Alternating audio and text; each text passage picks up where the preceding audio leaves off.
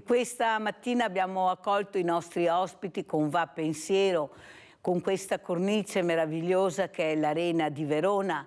Abbiamo gli ospiti, specialmente Enzo Andretta, presidente della consulta delle associazioni combattentistiche ed Arma della città di Treviso, che come sapete non finirò mai di ringraziare per il supporto che costantemente ci ha dato per Villa Margherita inclusiva e non solo. Perciò è un dovere ringraziare questo presidente che delle volte tiene l'ombrello, come abbiamo visto, a qualcuno, ma forse qualcuno dovrà tenere l'ombrello a questo presidente che penso veramente non sia mai fermo dal lunedì alla domenica. Ma ringrazio anche un ospite molto importante, presidente Dagnotti, presidente Dino Dagnotti. Si presenti, presidente. Chi abbiamo ospite questa mattina, oltre al presidente Andretta?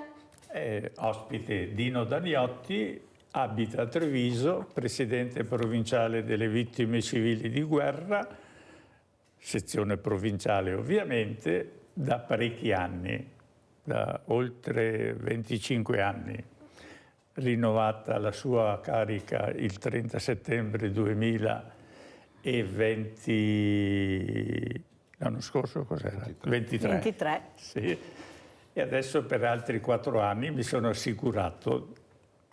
La poltrona? Eh sì, la poltrona. Visto che nessuno vuole lasciarla, presidente Dagnotti, meglio che si tenga anche la sua, che così non sbagliamo. Saluto anche Annalisa Corrado, collegata con noi da Roma, responsabile conversione ecologica, clima, green economy e agende in segreteria nazionale del Partito Democratico. Buongiorno anche a lei, Corrado, di essere con noi per spiegarci come stanno veramente le cose da persone competenti, perché sa, la trasparenza in questo paese manca, noi non sappiamo mai niente di quello che succede, oppure parlano talmente in maniera tecnica che i miei diversamente giovani a casa mi chiamano e mi dicono: ma Mirella, forse non ho capito bene, mi spieghi? E invece devo dire la verità, che ho degli ospiti veramente competenti e specialmente luminari che spiegano in maniera veramente semplice e non se la tirano. Io non so se la tira chi, non è nessuno. Io ho eccellenze, ma veramente eccellenze, Corrado, di uomini, ma che questi chiedono scusa se sono in ritardo, se non riescono a collegarsi, e il mondo gira così.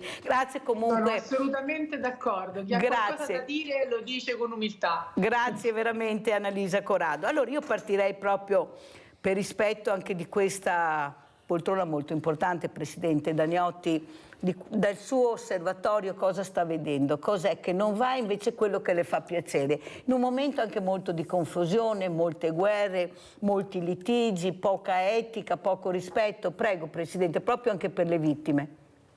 Niente, il problema è talmente attuale che ci si augurava da tempo, e ce lo stiamo sempre augurando, che fosse già passato, che non si avrebbe potuto rivedere quello che alcune generazioni come la mia ha potuto vedere a Treviso, soprattutto a Treviso nel 7 aprile del 1944, quello che ha fatto l'intervento della guerra a Treviso, liberatorio peraltro, con tutte quelle nefaste vicende di morti, di feriti, di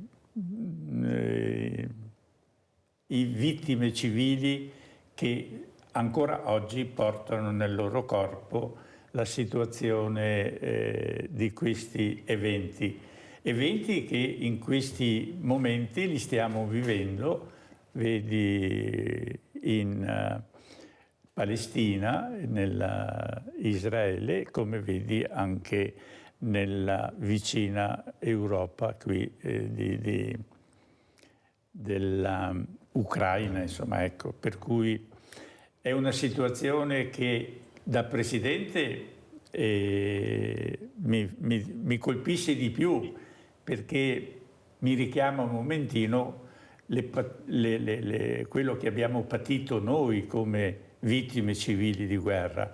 Oggi che dalle nostre notizie... Stiamo vedendo le immagini, Presidente Dagnotti, che il nostro bravo regista Renato Capoia sta mettendo. Prego. Sì.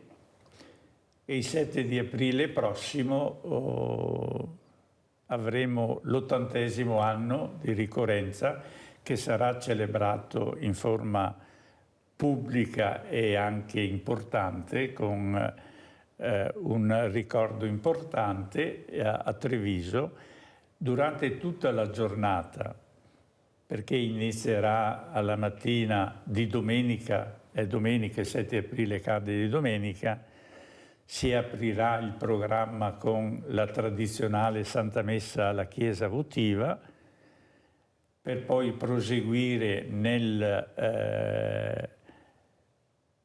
a mezzogiorno meno un quarto, in Piazza dei Signori, una cerimonia che si protrarrà fino all'1:30 circa, dopo i famosi rintocchi che il campanone di Treviso emetterà anche quest'anno, insomma. Alle ore 13 in punto. Alle ore 13:05. E 05, giusto, 05. Sì. Importante anche 05, perché è quando è successo il finimondo della distruzione.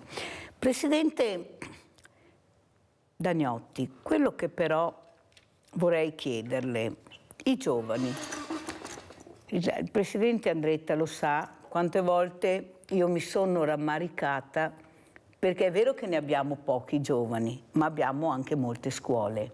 Vedo poca partecipazione. Sì, c'è qualche rappresentanza, ma la storia è storia e la storia dovrebbe essere studiata, deve essere conosciuta, perché la storia è il passato, sono le radici. Secondo lei è facile parlare ai giovani? Secondo lei riusciranno a capire quello che lei ha detto? Io ho provato, io ho visto. Io mi ricordo una sopravvissuta che ha detto: come fai a spiegare, anche se vai nelle scuole, quello che tu hai visto, hai provato?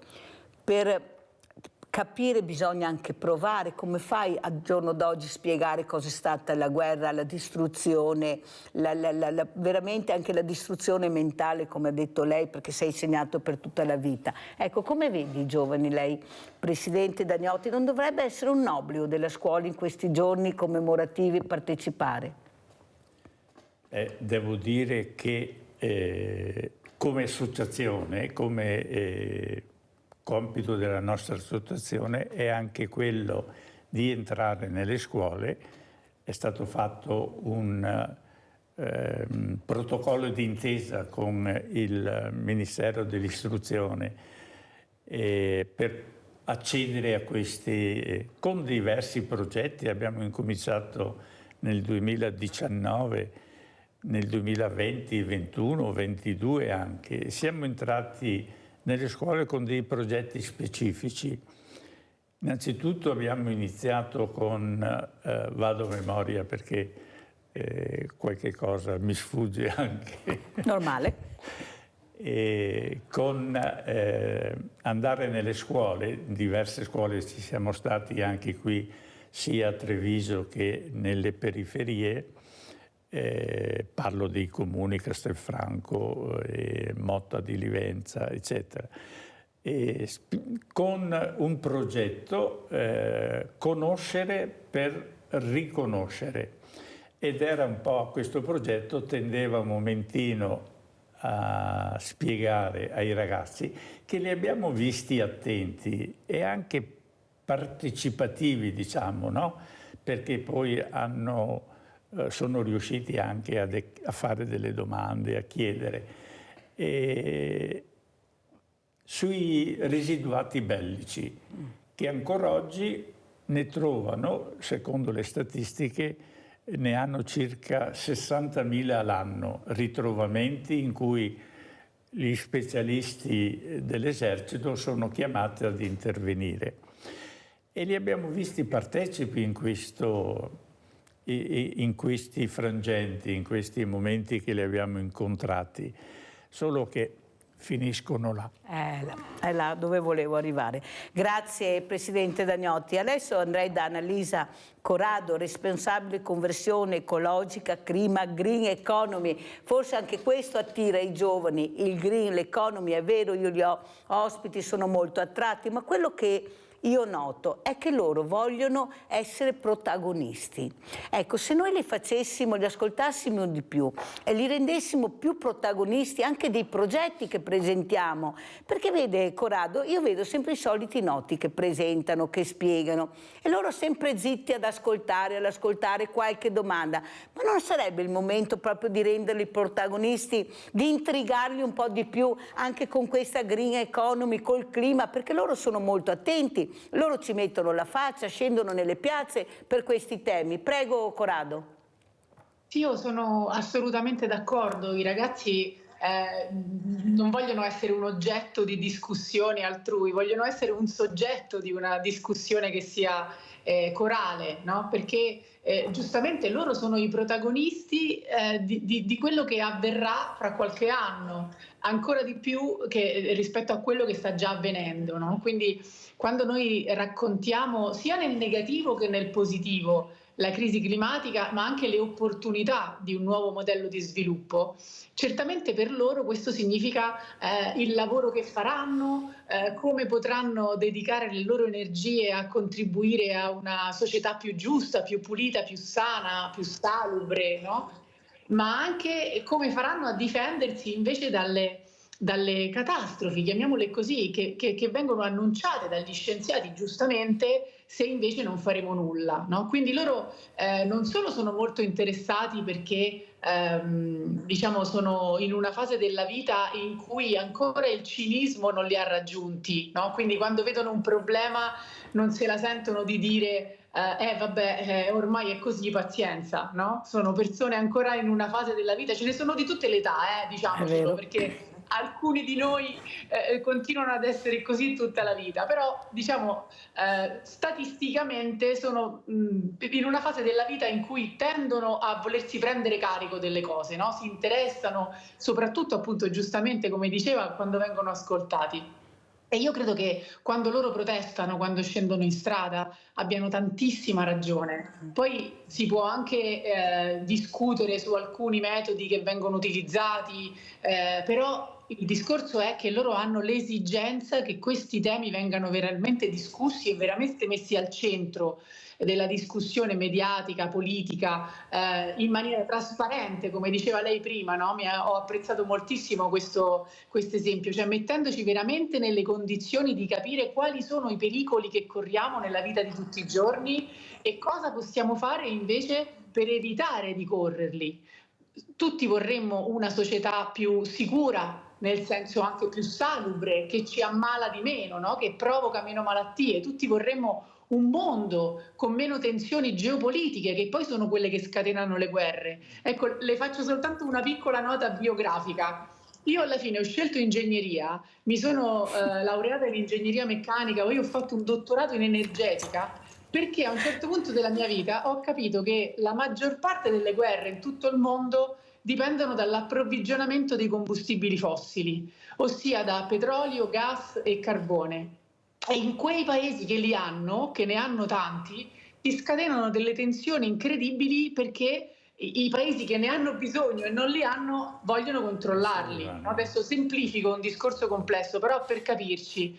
E quindi ecco, il discorso di riuscire a costruire una società più sana, più salubre, più giusta, quindi che non alimenti le diseguaglianze, è anche il principale modo di contribuire alla pace rispetto a questi processi, no? Quindi i ragazzi la capiscono questa cosa e capiscono che scelte politiche che sembrano molto locali in realtà hanno un riverbero nazionale e internazionale che è fondamentale per la sicurezza della loro vita e anche per la pace negli anni che verranno. Quindi questo sì che li riguarda da vicino.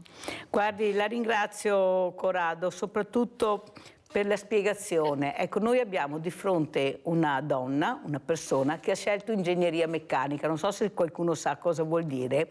Ecco, non è una cosa così semplice, specialmente al femminile, lo diciamo pure, Corrado, per far capire che questa persona ha un cervello che gira a 360 gradi. Ecco, questo ve lo dice la Mirella. Ecco, ascoltatela bene questa mattina perché sarà molto importante. Abbiamo Rinaldo da Venezia. Vai Rinaldo. Pronto? Rinaldo? Niente, non lo sento, forse è caduta la linea.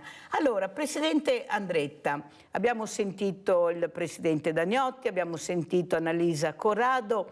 Ecco, dal suo punto di vista, lei che partecipa a queste cerimonie sempre molto importanti, molto riflessive, cerimonie che fanno capire cosa c'è stato nel nostro paese.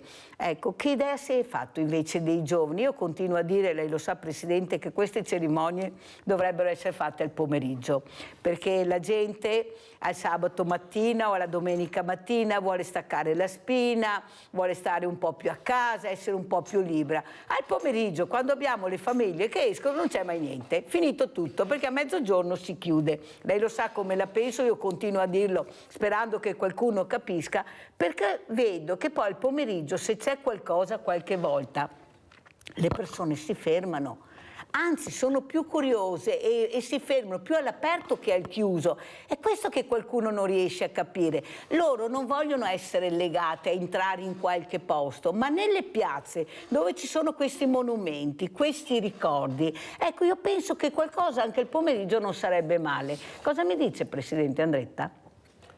Grazie Mirella. Possiamo pensarci di organizzare qualcosa? Beh, come da qualche anno abbiamo iniziato presso Villa Margherita, Manfrin, l'alzabandiera alle 14:30, organizzato da tutte le associazioni d'Arma, potremmo organizzare qualcos'altro, qualche altro evento. È sempre un po' difficile capire come catturare l'attenzione di questi ragazzi, i giovani e le famiglie. Purtroppo le cerimonie istituzionali vengono fatte la mattina perché per questioni di tempo, per questione anche della partecipazione del personale militare, perché adesso purtroppo sono tutti diciamo non è più come il servizio militare di una volta, quindi disponibilità al 360 gradi, ma bensì molto limitata. Quindi ecco dei vincoli che purtroppo ci sono e che queste manifestazioni vengono fatte al mattino. Noi cerchiamo in qualche maniera di organizzare anche degli eventi al pomeriggio per appunto catturare l'attenzione e far intervenire le famiglie, però purtroppo sono sempre poche le iniziative, siamo anche in pochi a organizzare perché le associazioni ormai soffrono la mancanza di personale, quindi... E questo è un grande problema che abbiamo purtroppo, però si spera sempre che le cose migliorino, che qualcuno deve essere, a mio avviso, Presidente Andretta, poi vorrei sentire anche la voce di Corrado, cioè meno egoista, cioè devo essere libero, perché quello poi è il discorso finale. Ecco, invece dovrebbero essere delle cerimonie che coinvolgono la comunità, perché è storia di tutti questa storia, cioè siamo diventati grandi, belli e bravi, è merito anche del Presidente Dagnotti, di tutte quelle persone che hanno sofferto, che portano ancora i segni, e qualcuno se ne dimentica, ma perché non sa, non conosce, perché cioè io non devo essere fortunato a frequentare quella scuola ed avere quell'insegnante, io devo sapere quello che mi spetta di diritto di sapere, ed è la storia. Cosa dice Corrado?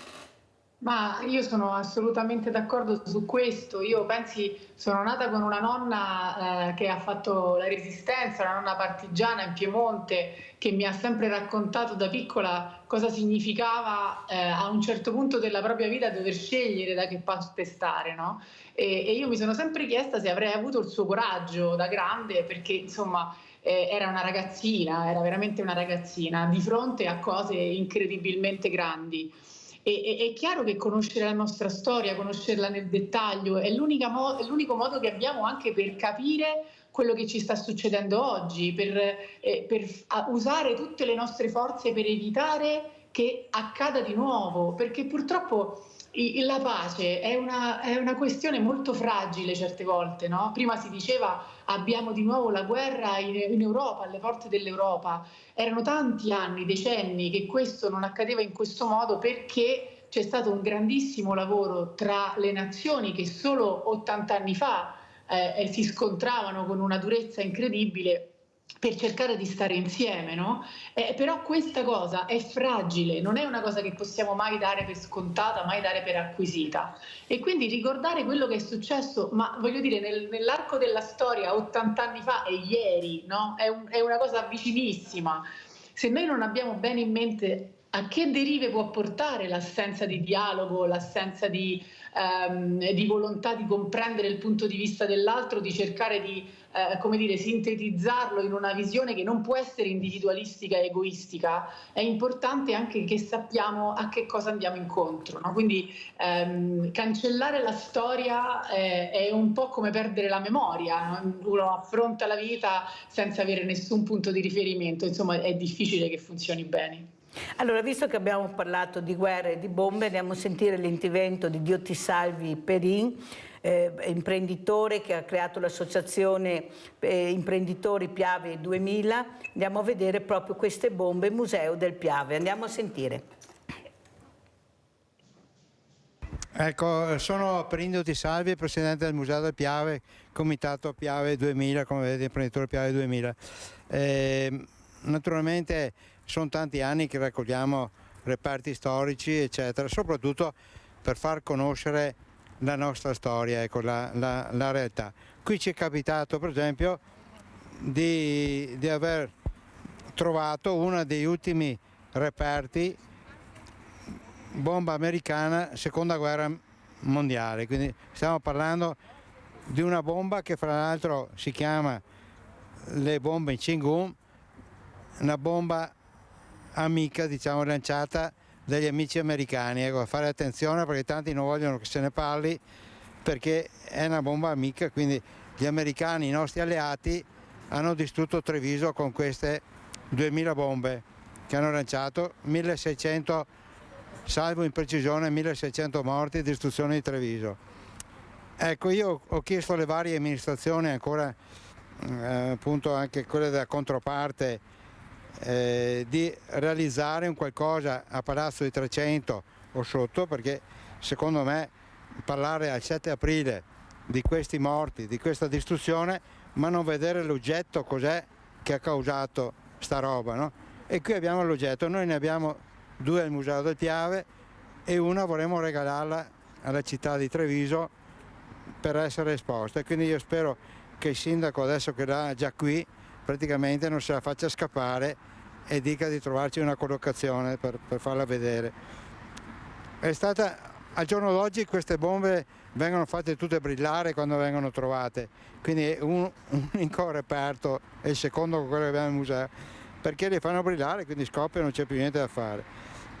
E quindi qui veniva messa questa girante, all'ultimo momento sul bombardiere i militari che erano su avvitavano questo otturatore qui, che è una cosa micidiale. Noi l'abbiamo ricreato su un disegno che abbiamo trovato tramite gli americani, che io ho lavorato dentro la base americana di Aviano, e è un coso che non può sbagliare colpo, quindi quando lanciano la bomba con l'aria, quando viene giù questo gira e fa un scibilo prima di arrivare a terra.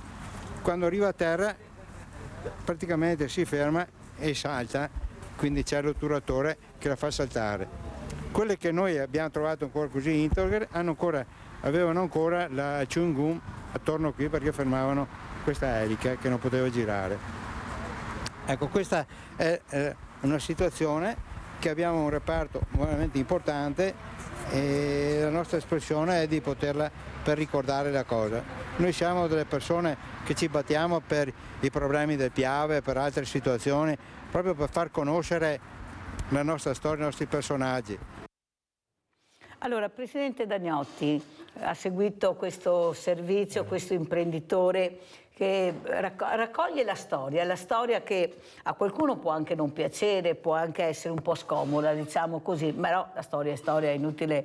Ecco, i ricercatori, gli scienziati dicono la scienza è scienza, la ricerca è ricerca, e i numeri sono numeri, i numeri dei morti ci sono e chi ha lanciato le bombe sappiamo chi è. Però ancora nel 2024 qualcosa di scomodo c'è sempre. Come legge questo servizio, Presidente Dagnotti?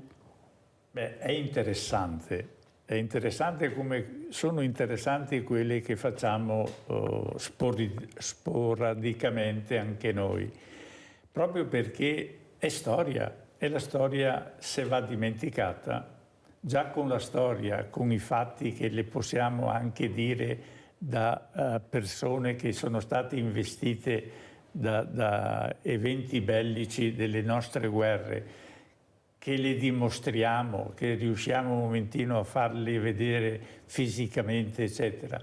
Nonostante tutto, vediamo che ancora non abbiamo capito, noi adulti non abbiamo capito che cos'è la guerra. Ovviamente ci perdiamo poi anche a fare delle valutazioni più o meno, eccetera, ma sono valutazioni, come diceva prima la dottoressa Corrado, mi pare, sì, ecco, che vanno al di fuori dei nostri sentimenti, dei nostri traguardi, eccetera, proprio perché alle spalle c'è questo business da sviluppare e da incrementare. Bravo Presidente Dagnotti, ha parlato chiaro e la ringrazio per queste parole.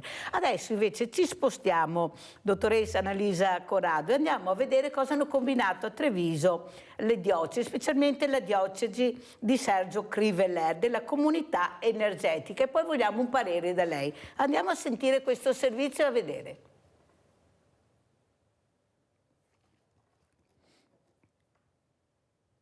(17)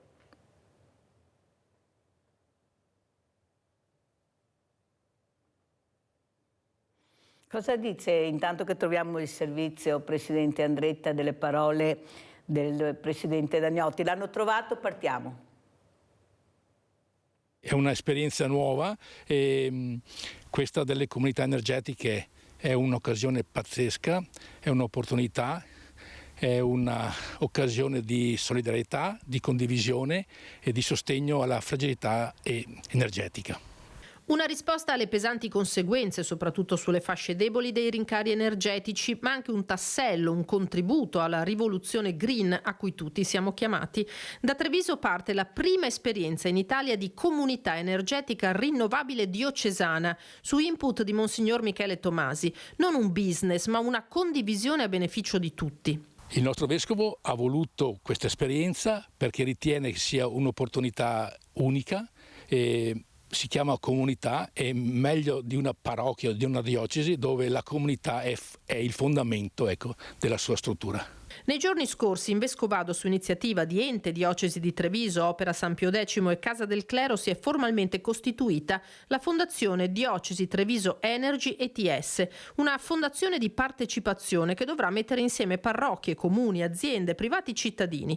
Una grande comunità con all'interno 23 sottogruppi. Il massimo beneficio si avrà quanto maggiore sarà il consumo istantaneo. Ci sarà chi metterà a disposizione i loro impianti fotovoltaici, quindi ci sarà chi produce e chi consuma e anche chi consuma solamente. In diocesi di Treviso abbiamo 1 milione circa di abitanti, ci sono 265 parrocchie, se ogni parrocchia ci sono 10, 15, 20 famiglie, diventano numeri assai importanti di una condivisione di produzione e di consumo. Ecco perché stiamo in questi giorni chiudendo un accordo con un partner tecnologico, il quale ci darà la struttura tecnologica per far funzionare la comunità.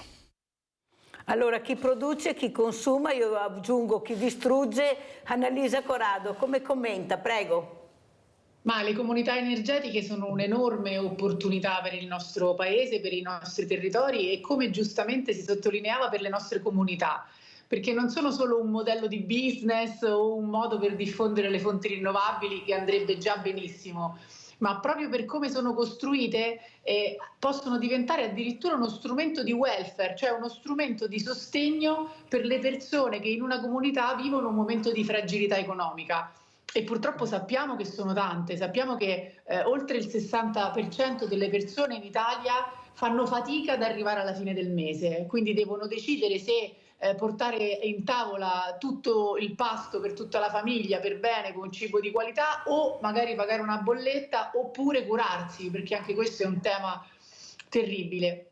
Ecco, le comunità energetiche possono diventare un modo per alleviare queste persone del pagamento delle bollette. Invece di ricevere un bonus che ti dà lo Stato o il comune per pagare la bolletta, che è un costo a perdere, cioè sono delle risorse che poi l'anno dopo devo ridare, in questo caso investendo sulla realizzazione di impianti fotovoltaici di questo tipo, così quindi messi in comune tra le parrocchie, le scuole, i comuni, le aziende del posto, i singoli cittadini, io posso decidere di dedicare una parte dei ricavati di questi impianti al sostegno alle famiglie più fragili. E questo significa che una volta fatto quell'investimento, quelle famiglie avranno questa possibilità per 20 anni, per 25 anni, quindi non dovrò tirare fuori risorse fresche ogni anno, e anche questa è una cosa importantissima.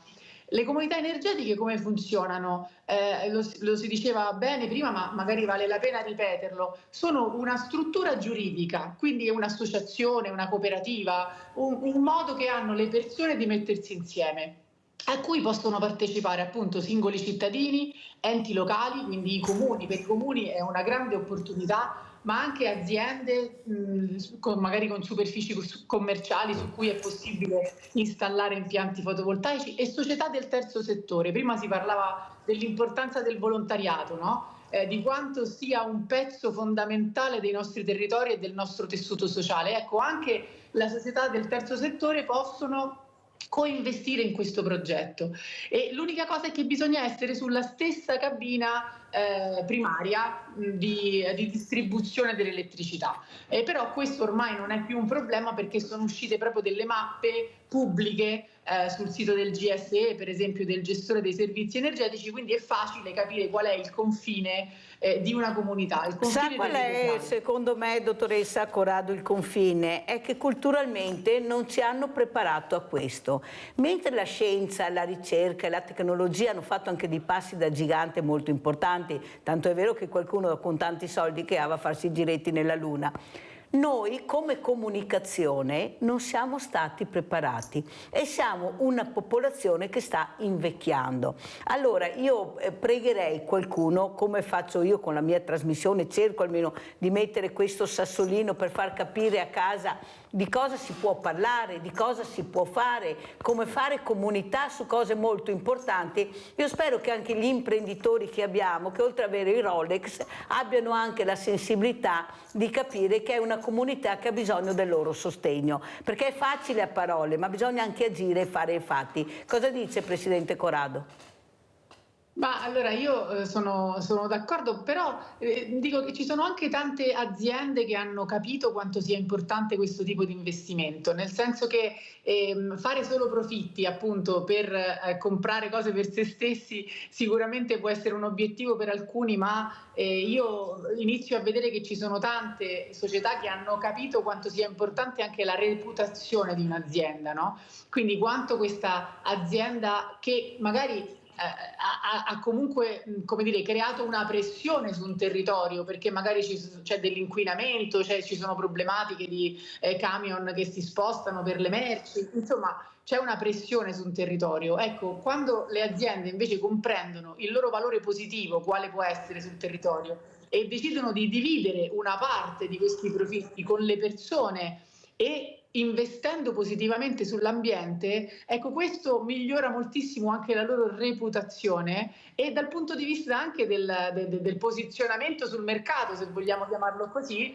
è una cosa di rilievo. Beh, mi fa piacere perché abbiamo un'Annalisa Corrado ottimista, invece abbiamo sempre Mirella Tuzzato che è un po' più pessimista, visto che vivo il mio territorio, il famoso ex ricco nord-est. La fermo un secondo perché abbiamo Rino da Rovigo, se non mi cade la linea, poi continuiamo.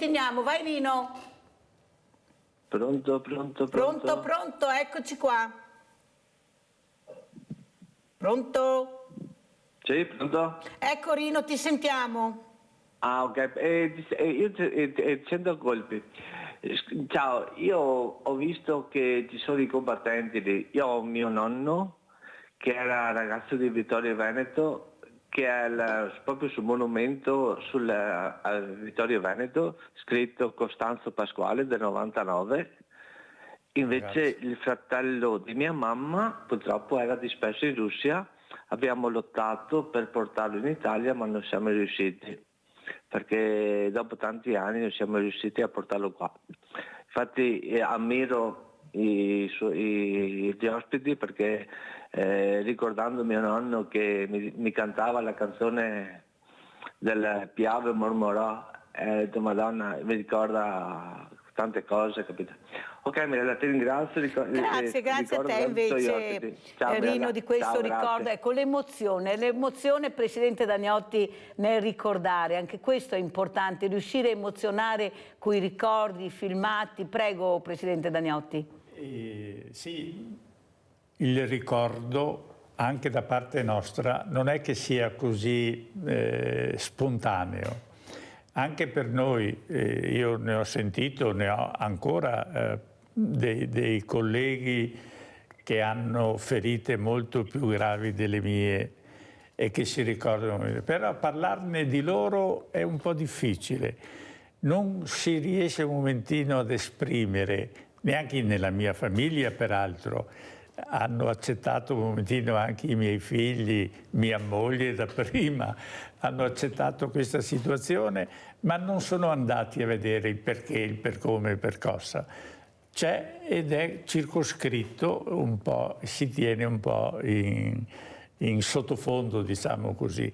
E invece io sono stato stimolato molto recentemente a parlare di me, della mia invalidità, perché vedo un momentino che nonostante tutto invalidità peggiori della mia ce ne sono e ce ne saranno se andiamo avanti con questo espandersi delle guerre. Grazie Rinaldo, vai veloce perché devo andare in pubblicità, veloce. Ciao Rinaldo. Buongiorno ai tuoi ospiti. Non sta andando a bere il caffè a mattina, sta al telefono. Ma che fai 3/4 d'ora che ho perso sì, la sì. Vai Rinaldo. Ascolta, non so mi rimbalza marcia, Mirella. Buongiorno ai tuoi ospiti. Innanzitutto volevo dire ai due signori qua che ricordarsi del 7 aprile di Treviso è un dovere insegnare ai fiori scuola, non è un evento speciale. Dovrei insegnare la storia della guerra, qualcosa che è stata fatta perché gli americani ne hanno bombardato, non è solo la prima facciata, qualcosa, gli altri, i nostri amici americani, bisogna liberarne intanto. E la storia, contarla giusta ai fiori. Non far vedere, e anche in Russia può arrivare, ma in Russia morire, perché? Che non c'entriamo niente con la Russia. Noi altri non siamo andati a portare le caramelle in Russia, siamo andati a invaderli, e ora? E dopo gli ha fatto morire tanta povera gente per niente. E dopo, dobbiamo parlare con la signora, è il 92% come che diceva, 82% va bene, che doperemo di roba fossile. Il carbone, il petrolio, tutte le robe. E dopo poi la plastica, mi fa vedere ancora, ma ti va sul supermercato, il 90% di articoli che ha è plastica. E ora cosa ti devi dire? O stuare la luce, spegni la luce che sparagniamo. Il ha fatto Sanremo, quanti milioni di fatti che c'era che andava. Ma di cosa siamo io a parlare? Siamo seri, facciamo le robe giuste, non far vedere che tanti si mordi a fame sulla terra qua nel Veneto che metà basta. Ciao Mirella e buongiorno ai tuoi ospiti. Grazie al nostro Rinaldo, andiamo in pubblicità.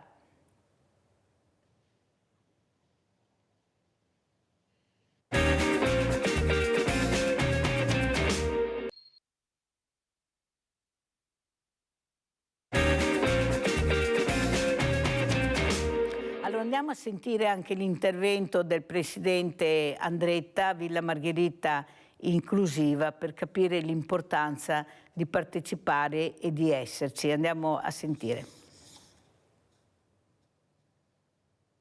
Sono Enzo Andretta, il Presidente della Consulta delle Associazioni d'Arma di Treviso. Sono assieme rappresentante della Guardia di Finanza e rappresentante dell'Associazione Vigili del Fuoco.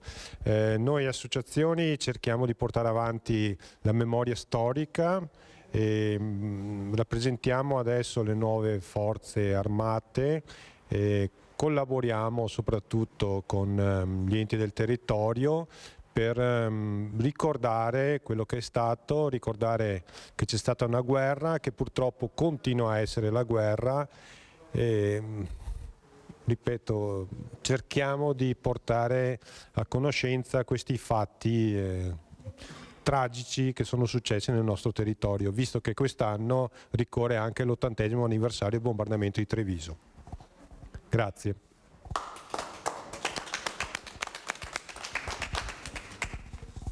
Beh, io ringrazio lei e il Presidente qua della Consulta di avermi invitato e faccio parte dell'Associazione Nazionale Finanzieri d'Italia, sezione di Treviso. Sono il sindaco effettivo, Brigadiere Nigro. Grazie, veramente grazie. Sono un componente dell'Associazione Nazionale Vigili del Fuoco del Corpo Nazionale, la sezione è di Treviso. E ci adoperiamo appunto in queste circostanze come oggi, oppure con i bambini e con tante altre cose, con dei giochi, abbiamo una pompieropoli perché appunto e dopo le varie raccolte che vengono fatte, offerte, le si devolve a enti bisognosi e quindi grazie. Niente, grazie a tutti. Grazie. Allora, Presidente Andretta, so che adesso ci deve lasciare assieme al Presidente Daniotti, allora come commenta questo ricordo, le associazioni abbracciano le associazioni per ricordare tanti ricordi di tante realtà, prego. Beh, Mirella, grazie per l'opportunità che ci dai ad essere presenti a questa iniziativa. Noi come associazioni d'Arma partecipiamo ben volentieri appunto per ricordare tutti questi eventi. Abbiamo sentito prima la telefonata del suo ospite che Rinaldo. Ricorda il ragazzo del 99. Era Rino. Esatto. Diciamo che siamo prossimi ai 110 anni dell'ingresso dell'Italia nella Grande Guerra, quindi anche questo sarà un modo per ricordare tutti quei fatti che hanno coinvolto il nostro territorio. E dico che le associazioni devono fare sempre più squadra per riuscire a lavorare nel territorio, farsi conoscere e far appunto ricordare ai giovani soprattutto quello che è successo per evitare che ciò si verifichi ancora. Molte grazie Presidente Enzo Andretta, sempre grazie. Presidente Daniotti, come ci saluta? Cosa vuole lasciare come messaggio? Beh, sono favorevole a quello che ha detto adesso il Presidente della Consulta. Se le associazioni, anch'io sono entrato nella Consulta 3 o 4 anni fa, e sono convinto che le associazioni nella Consulta sono meglio visibili, sono supportate meglio e certamente riescono a dare un maggior risalto a quelli che sono gli avvenimenti che ricordano e che ci fanno un momentino meditare sul passato, il che non guasta. Grazie, veramente grazie di essere stati con noi, mentre prego la dottoressa Corrado di rimanere ancora, andiamo a vedere la porta a Trieste, adesso dottoressa Corrado, a sentire cosa ha detto la CGA, povertà energetica. Andiamo a sentire, grazie a questi ospiti intanto, grazie, e poi commentiamo con la dottoressa Corrado.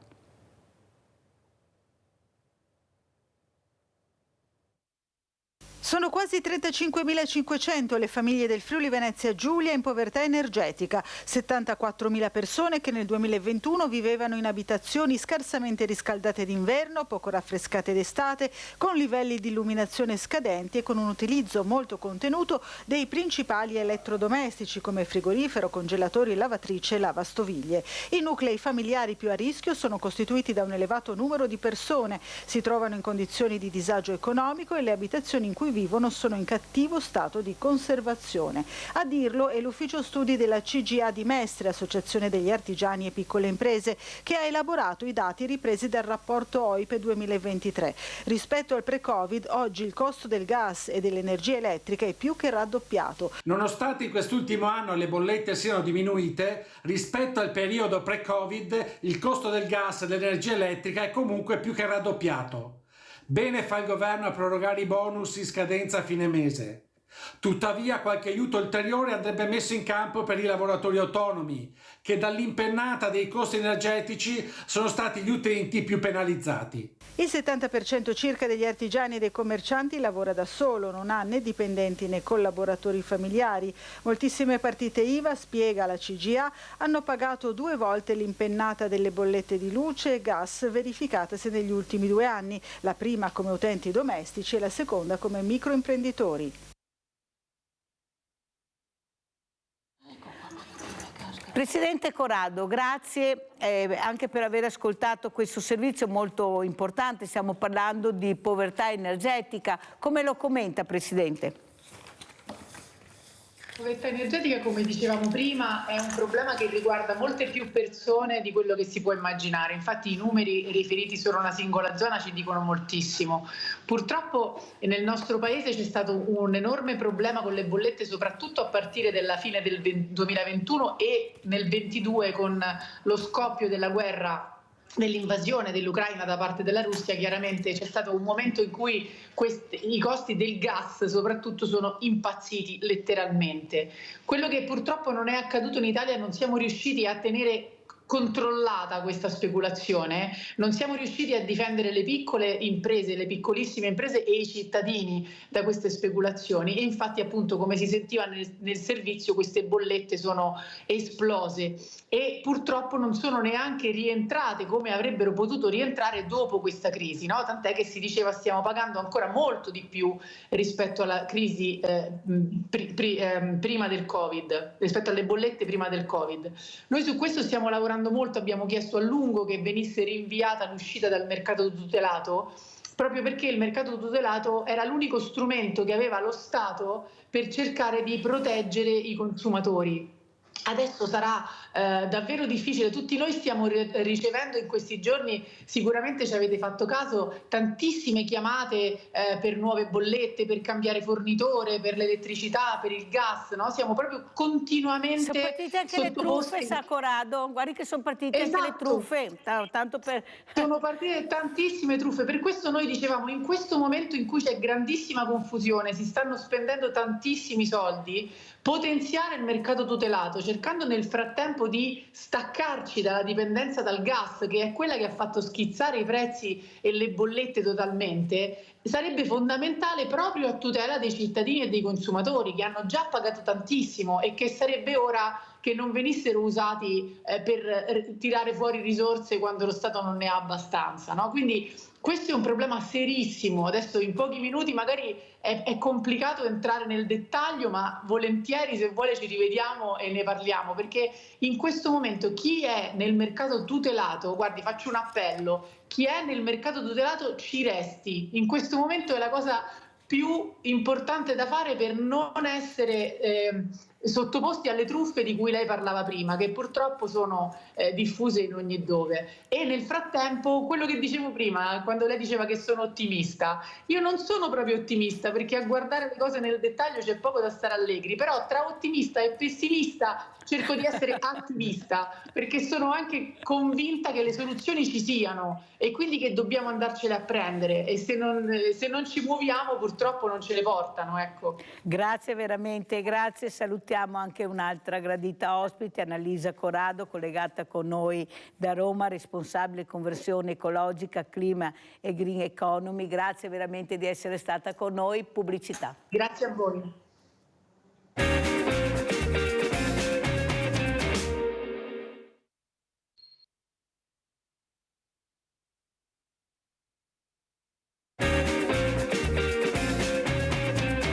Vi presento altri graditissimi ospiti. Abbiamo in presenza l'onorevole Marina Marchetto Aliprandi, che devo dire la verità, se tutti i parlamentari fossero come questa signora, questa donna, questa persona, sempre presente, sempre disponibile, ecco, forse anche noi forse andremo a votare di più, forse, onorevole, questo glielo dico io tra le righe perché se lo merita tutta. È stata anche premiata dopo tanti anni di battaglie, ma soprattutto è una persona per bene. Saluto anche Raffaele Garisi, istruttore di capoeira, che fa parte appunto di Villa Margherita Inclusiva, con le discipline, questo rispetto della persona che dovrebbero imparare molti giovani, che non sono tanti, ma che scansano le regole, la disciplina e il rispetto della persona. Ma saluto anche il professor Angelo Antonini, professore ordinario di neurologia all'Università di Padova,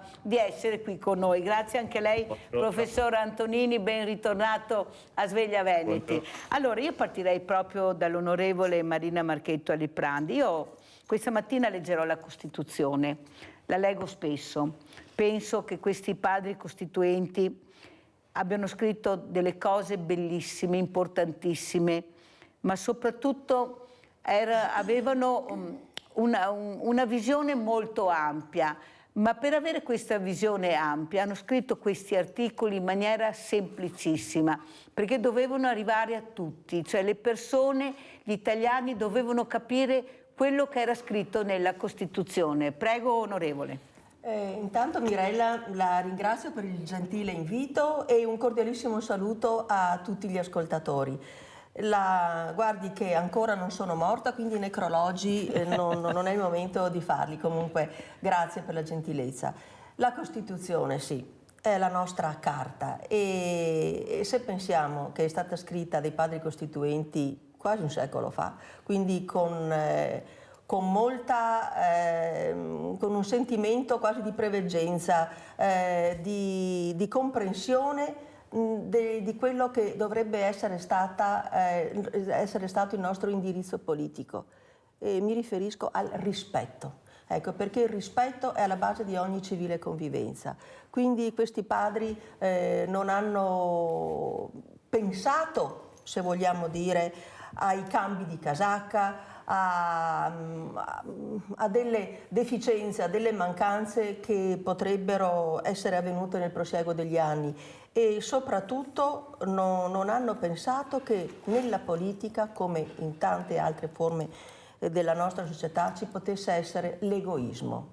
Hanno pensato ad un'Italia unita, ad un'Italia simbiotica, perché anche noi, e lo dico con orgoglio, nelle commissioni fra ministeri c'è un'unione, un interscambio di richieste che vengono dal territorio e che vengono anche poi concretizzate, esaudite. Mi riferisco per esempio, se mi permette Mirella, e dopo passiamo alla Costituzione, al fatto che ne sono orgogliosa che i colleghi nella commissione addetta abbiano potuto far ampliare l'emendamento, far pervenire l'emendamento a votazione della permanenza dei medici volontaristicamente a 72 anni.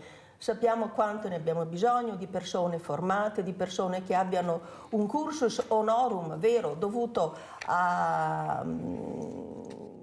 ad una vita dedicata interamente alla professione, con concorsi effettuati nel corso del loro lavoro e questo è stato per me un motivo di orgoglio perché sono riuscita a concretizzare le istanze che mi sono venute proprio dai medici del territorio dell'ULSS 2 e dal Veneto in genere. Quindi parliamo pure della Costituzione. Una cosa importante oltre e nuova è l'incremento dell'articolo 33 della Costituzione in cui focalizza proprio l'attenzione sullo sport. E qui abbiamo Raffaele, sportivo, che ho conosciuto ora, qualche minuto fa, prima di entrare in studio, e lo sport sappiamo quanto sia inclusivo, quanto sia importante, quanto innalzi il sacrificio, renda nobile il sacrificio, ci insegni a rialzarci quando si cade, nella vita si cade tante volte, però poi bisogna rialzarsi, reagire. e soprattutto il gioco di squadra, perché anche negli sport diciamo individuali come il tennis e lo sci per esempio c'è tanta squadra e quindi questo dà il senso dell'unione ancora di più e lo sport livella nel senso buono del termine, non nel senso napoletano ricordato che purtroppo la livella è un sinonimo di morte, ecco no, questa è di nascita e di insegnamento per i nostri ragazzi al rispetto e alla meritocrazia, perché con la fatica si possono raggiungere, tante è la volontà, si possono raggiungere risultati anche per le persone diversamente abili. Molto chiaro. Allora, prima di parlare di sport, però, l'onorevole Aliprandi ha parlato anche di medici. Ecco, come commenta, professor Antonini, le parole dell'onorevole Aliprandi? E com'è la situazione? Perché a noi stanno partendo i neuroni, professor Antonini, glielo dico io, perché c'è una confusione tale. Ognuno parla, delle volte anche è molto difficile capire, ma soprattutto noi abbiamo bisogno di persone, di governanti che agiscono sotto tutti i livelli, specialmente nella sanità, dove anche queste liste d'attesa, e qua lo dico anche all'onorevole, stanno colpendo i fragili. È quello il grande problema, sono i fragili che stanno veramente soffrendo questa mancanza di una buona sanità. Ce l'abbiamo all'interno degli ospedali e voi siete delle eccellenze nel vero senso della parola e vi ringraziamo sempre. Ma poi quando vengono portati a casa, onorevole, purtroppo che cade il pero. Cosa ci dice, professor Antonini? Com'è la situazione dal suo osservatorio? Allora, intanto ringrazio l'onorevole, sicuramente è stata una decisione, questa legge, benvenuta vorrei dire, anche perché noi stiamo assistendo a un grande ricambio generazionale. Tutta una generazione di medici sta andando in pensione molto rapidamente e purtroppo non è possibile rimpiazzarli completamente con persone giovani che stanno entrando nell'ambito sanitario con una formazione ovviamente che spesso viene un po' abbreviata. Non siamo pronti per poter accogliere 30.000 neolaureati, come sarebbe stato il caso se avessimo mandato in pensione tutti e 30.000 quelli che dovrebbero andare per età quest'anno e il prossimo anno. E quindi dare la possibilità, soprattutto dal punto di vista formativo, non tanto per la gestione magari di reparti o di strutture complesse, ma più che altro proprio di formazione, di supporto a tanti giovani che stanno entrando, ammorbidire un po' questa fase di transizione che durerà diversi anni, secondo me è veramente benvenuta. Chiaramente la situazione è ancora molto critica, devo dire che ci sono delle realtà qui nel Veneto dove c'è una carenza ormai cronica di personale sanitario, penso alle province di Belluno, a tutta la parte dell'Alto Vicentino, zone dove fondamentalmente attualmente molti dei nostri specializzandi, anche se gli viene offerto un posto di lavoro, non vogliono andare per motivi svariati. Non credo che l'allargamento, i cambiamenti legislativi formativi dei medici cambieranno moltissimo, ci vogliono 10 anni per formare un medico, quindi l'allargamento eventuale dei posti di medicina quest'anno avrà un impatto nel 2034, quindi noi dobbiamo superare questi 8-10 anni adeguatamente per poter poi arrivare a un nuovo corpo sanitario che possa in qualche modo farsi carico di tutte le complessità che noi abbiamo oggi nella sanità, incluso l'assistenza sul territorio, star vicino alle persone fragili. Questi sono tutti elementi che purtroppo sono in grande carenza attualmente. E non è colpa di nessuno, ormai le cose sono così, bisogna fare un esame di realtà, bisogna superare questa fase di transizione migliorando la formazione dei giovani. Allora, professor Antonini, cosa mi dice tra sanità pubblica e sanità privata? numeri che non ci sono nel pubblico, però quando vai nel privato il medico lo trovi subito, e sono anche dei veri professionisti, però il grande intervento poi si fa nel pubblico, è là che poi vogliamo capire, perché nel pubblico sì c'è questa eccellenza, ma c'è una squadra dietro ogni eccellenza, una squadra di persone preparatissime, molti giovani, donne molto preparate. Ecco, come vede la situazione, professor Antonini? Allora, chiaramente dal mio punto di vista io ho sempre lavorato per me l'assistenza privata, il privato deve funzionare da supporto alle strutture pubbliche, cioè farsi carico di quelle attività dove il pubblico potenzialmente non riesce ad essere magari capillare nel territorio, ma deve essere integrato. Non credo assolutamente in una sanità puramente privata, anche perché diciamo, molte delle attività di cui noi ci occupiamo, io per esempio mi occupo di malattie neurodegenerative, Parkinson, Alzheimer, queste per il privato non sono interessanti. E allora che facciamo? Lasciamo 100.000 cittadini veneti e famiglie senza assistenza perché il privato vede queste malattie solo come un costo, ma non è solo questo, anche nei bambini. A Padova abbiamo una terapia intensiva neonatale che costa moltissimo, ma è l'unica. Quindi quando mi dicono vabbè, ma lavori in un ospedale che perde più di 100 milioni di euro l'anno, sì, però noi assistiamo e teniamo in vita le persone che nessun altro vuole tenere in vita, gli diamo un'opportunità, supportiamo dei casi di estrema complessità. Quindi è chiaro che questo tipo di condizione non può essere risolta allargando al privato in maniera indiscriminata. Io ho sempre incoraggiato i miei collaboratori, i miei giovani specializzanti che si sono laureati, di entrare nel pubblico, perché hai nel pubblico il lavoro di squadra, l'integrazione, l'interazione con gli specialisti è essenziale. Vedere soltanto quei pochi euro in più che ti danno oggi non darà un beneficio nel lungo termine, perché la formazione e l'interazione con altri specialisti, l'aggiornamento continuo. Capisco che la quantità di denaro che puoi ricevere nel privato è più alta in alcuni casi, però è anche vero che uno deve vedere sempre, specie un medico, il servizio che tu fornisci all'utente e al cittadino, alle persone che hanno una disabilità e una malattia. E in questo il pubblico, come il nostro sistema sanitario, è imbattibile. Non abbiamo, rispetto anche alle strutture europee, io viaggio molto, i sistemi puramente privati assicurativi come in Olanda, in Svezia, dopo i 70 anni non ti curano. Se hai un tumore in Svezia a 75 anni ti lasciano andare perché non c'è l'assicurazione, non ti copre. Tutte cose che secondo me sono profondamente ingiuste. È vero, i costi sono alti, ma dobbiamo anche riconoscere che il nostro sistema sanitario fornisce un servizio e questo servizio è a beneficio di tutti, anche di coloro che hanno poche entrate. Poi è chiaro che ci sono delle difficoltà che potranno migliorare nel tempo, ma io sono certo che i nostri politici sapranno interpretare correttamente queste difficoltà e migliorare la qualità degli accessi nel pubblico, facilitando anche l'integrazione territoriale. Tante delle visite che noi facciamo sono inutili, sarebbe meglio integrarci di più con i medici di medicina generale e con i servizi territoriali, e questo lì c'è moltissimo da fare.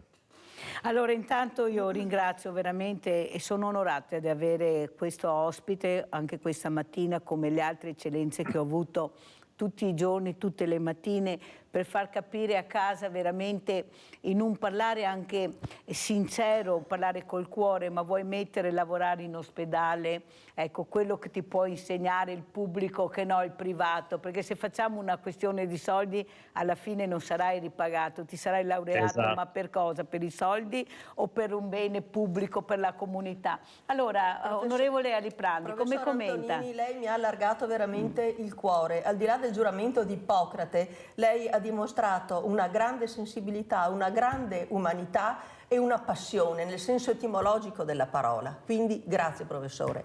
E ci tengo a sottolineare, mi riaggancio a quanto lei diceva della continuità di una medicina domiciliare, fermo restando che la sanità è di ambito prettamente regionale. Noi possiamo dare, il Parlamento dà gli indirizzi politici, poi è la regione che li attua proprio come indirizzo, e riferendomi all'auspicio dei medici di base, visto adesso le nuove tecnologie, abbiamo richiesto che i medici si interfaccino loro con i vari specialisti, non che mandino il paziente in giro da uno specialista all'altro, ma che anche con, ripeto, con le tecnologie nuove, in modo che anche se uno va in una regione, mettiamo in Sicilia, e non sa esplicitare le proprie patologie, possa essere curato adeguatamente con professionalità e competenza e conoscenza delle patologie in corso in questa persona.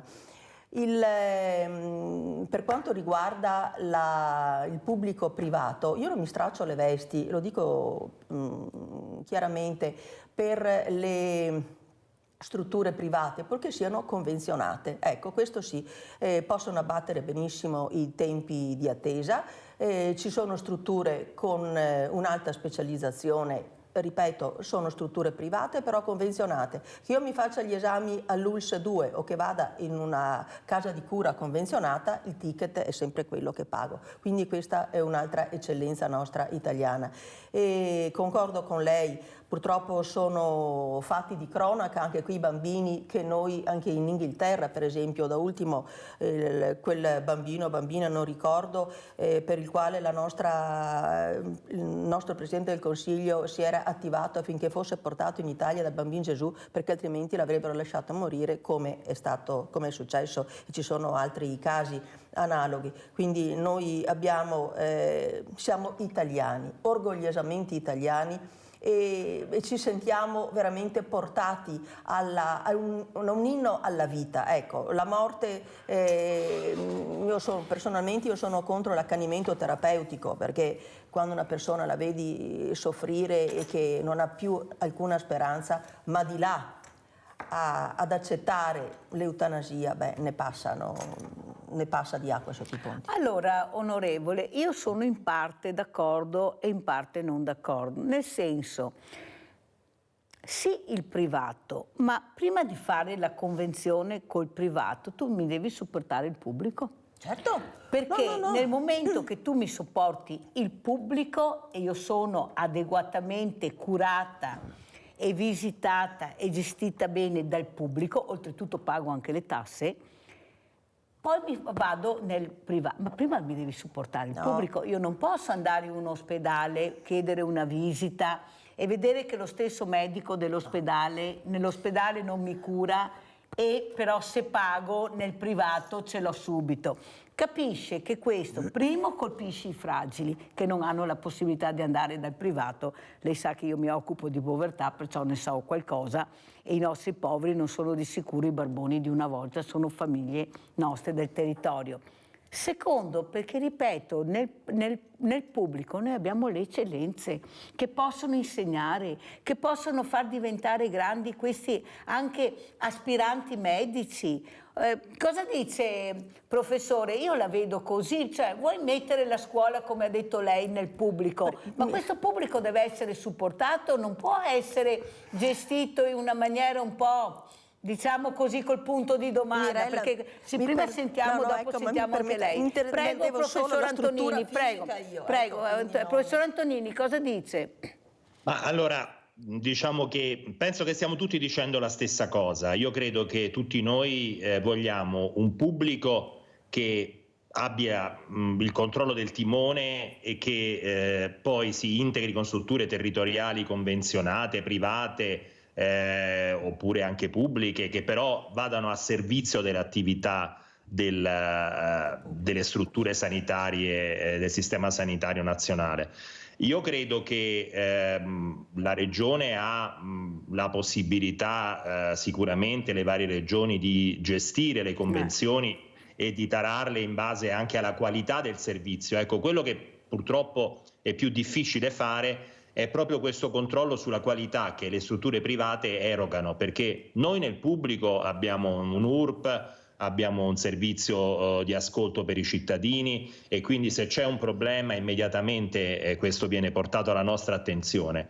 Come con l'università, gli studenti possono parlare direttamente con me o con la rettrice se c'è una criticità, ugualmente nel sistema sanitario pubblico un cittadino insoddisfatto può scrivere un'email al direttore generale: guardate, io ho ricevuto tante email che i cittadini scrivono per esempio al presidente Zaia, che ha un'email, e mi vengono rigirate se c'è una criticità sul territorio. Questo nel privato non succede. Cioè, l'unica cosa che io critico un po' è che dobbiamo migliorare l'integrazione del privato nelle strutture pubbliche, perché per migliorarne il servizio. Quindi se io mando una persona a fare della riabilitazione neurologica o ortopedica sul territorio, io voglio essere sicuro che quel tipo di servizio che quella struttura privata offra e eroga sia in qualche modo monitorato qualitativamente anche da noi. Quindi questo, io sono d'accordo che giustamente l'abbattimento delle liste d'attesa, come diceva l'onorevole, sicuramente va fatto anche da queste strutture. Però pensiamo a una provincia come Padova, non ci sono medici sumaisti che si chiamano specialisti territoriali dell'ospedale. Tutta l'assistenza, diciamo, specialistica sul territorio è affidata ai privati convenzionati.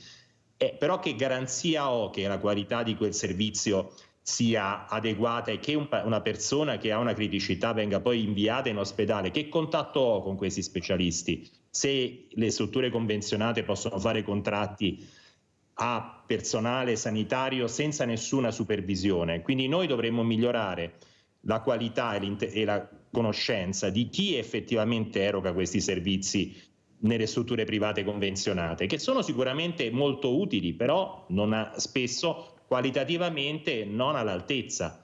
E quindi io su questo credo che dovremmo essere tutti consapevoli, perché poi il cittadino che fa? Va sul territorio, in queste strutture, se ha un problema poi viene in ospedale.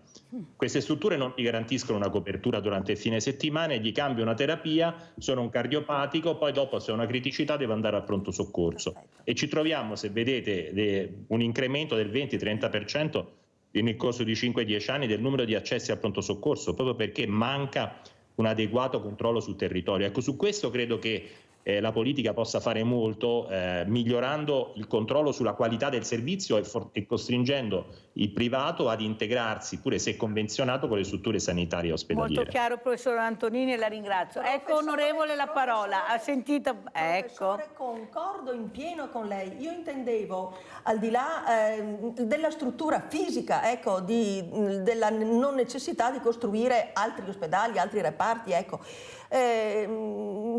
Sommessamente dico che sono figlia di un primario ospedaliero, quindi guardi, ha sfondato un portone aperto con me. E la ringrazio anche di questo input che mi ha dato, che sarà mia cura, le dico, proprio da portare sul tavolo sanitario nazionale questo, perché quello che lei ha detto, questa supervisione, questa integrazione, questa riunione di intenti per il benessere del nostro cittadino è alla base, guardi, del mio sentire. Lo sanno anche i primari ed Oderzo quanto io sia vicino a loro e per la pubblica quanto io mi batta. Grazie, professore. Professor Antonini, se vuole io facciamo comunità questa mattina, posso girare i suoi numeri all'onorevole Marchetto Aliprandi, che così magari se volete parlarvi, perché abbiamo bisogno tutti di accelerare, perciò mi fa molto piacere. Un onore, grazie, onorevole, professore. visto Grazie. che abbiamo ospiti.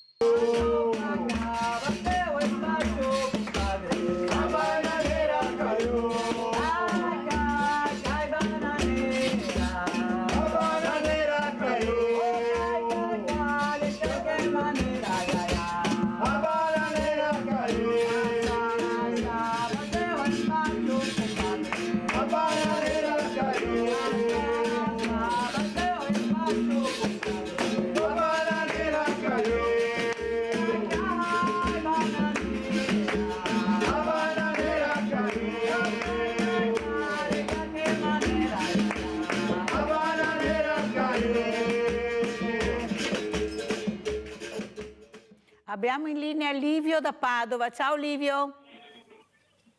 Pronto? Niente, è caduta la linea, vediamo se la riprendiamo con Livio.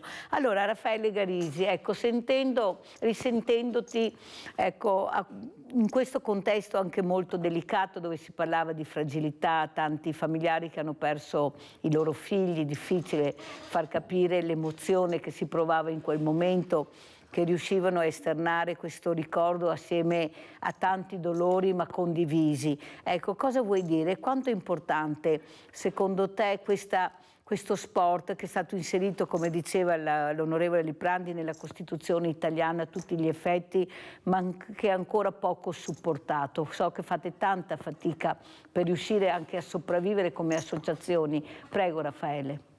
Sì, grazie Mirella, buongiorno a tutti. Allora, diciamo che è fondamentale questa cosa qui, perché lo sport deve far parte della nostra vita, fa parte della nostra vita perché è un'attività in cui dà benessere e noi abbiamo bisogno, necessità di star bene. Lo sport in generale, appunto, come dicevo nel video, è un'attività in cui c'è un benessere fisico prima di tutto, ma non è solo fisico, è emozionale, è emotivo, è mentale e anche spirituale. Cioè,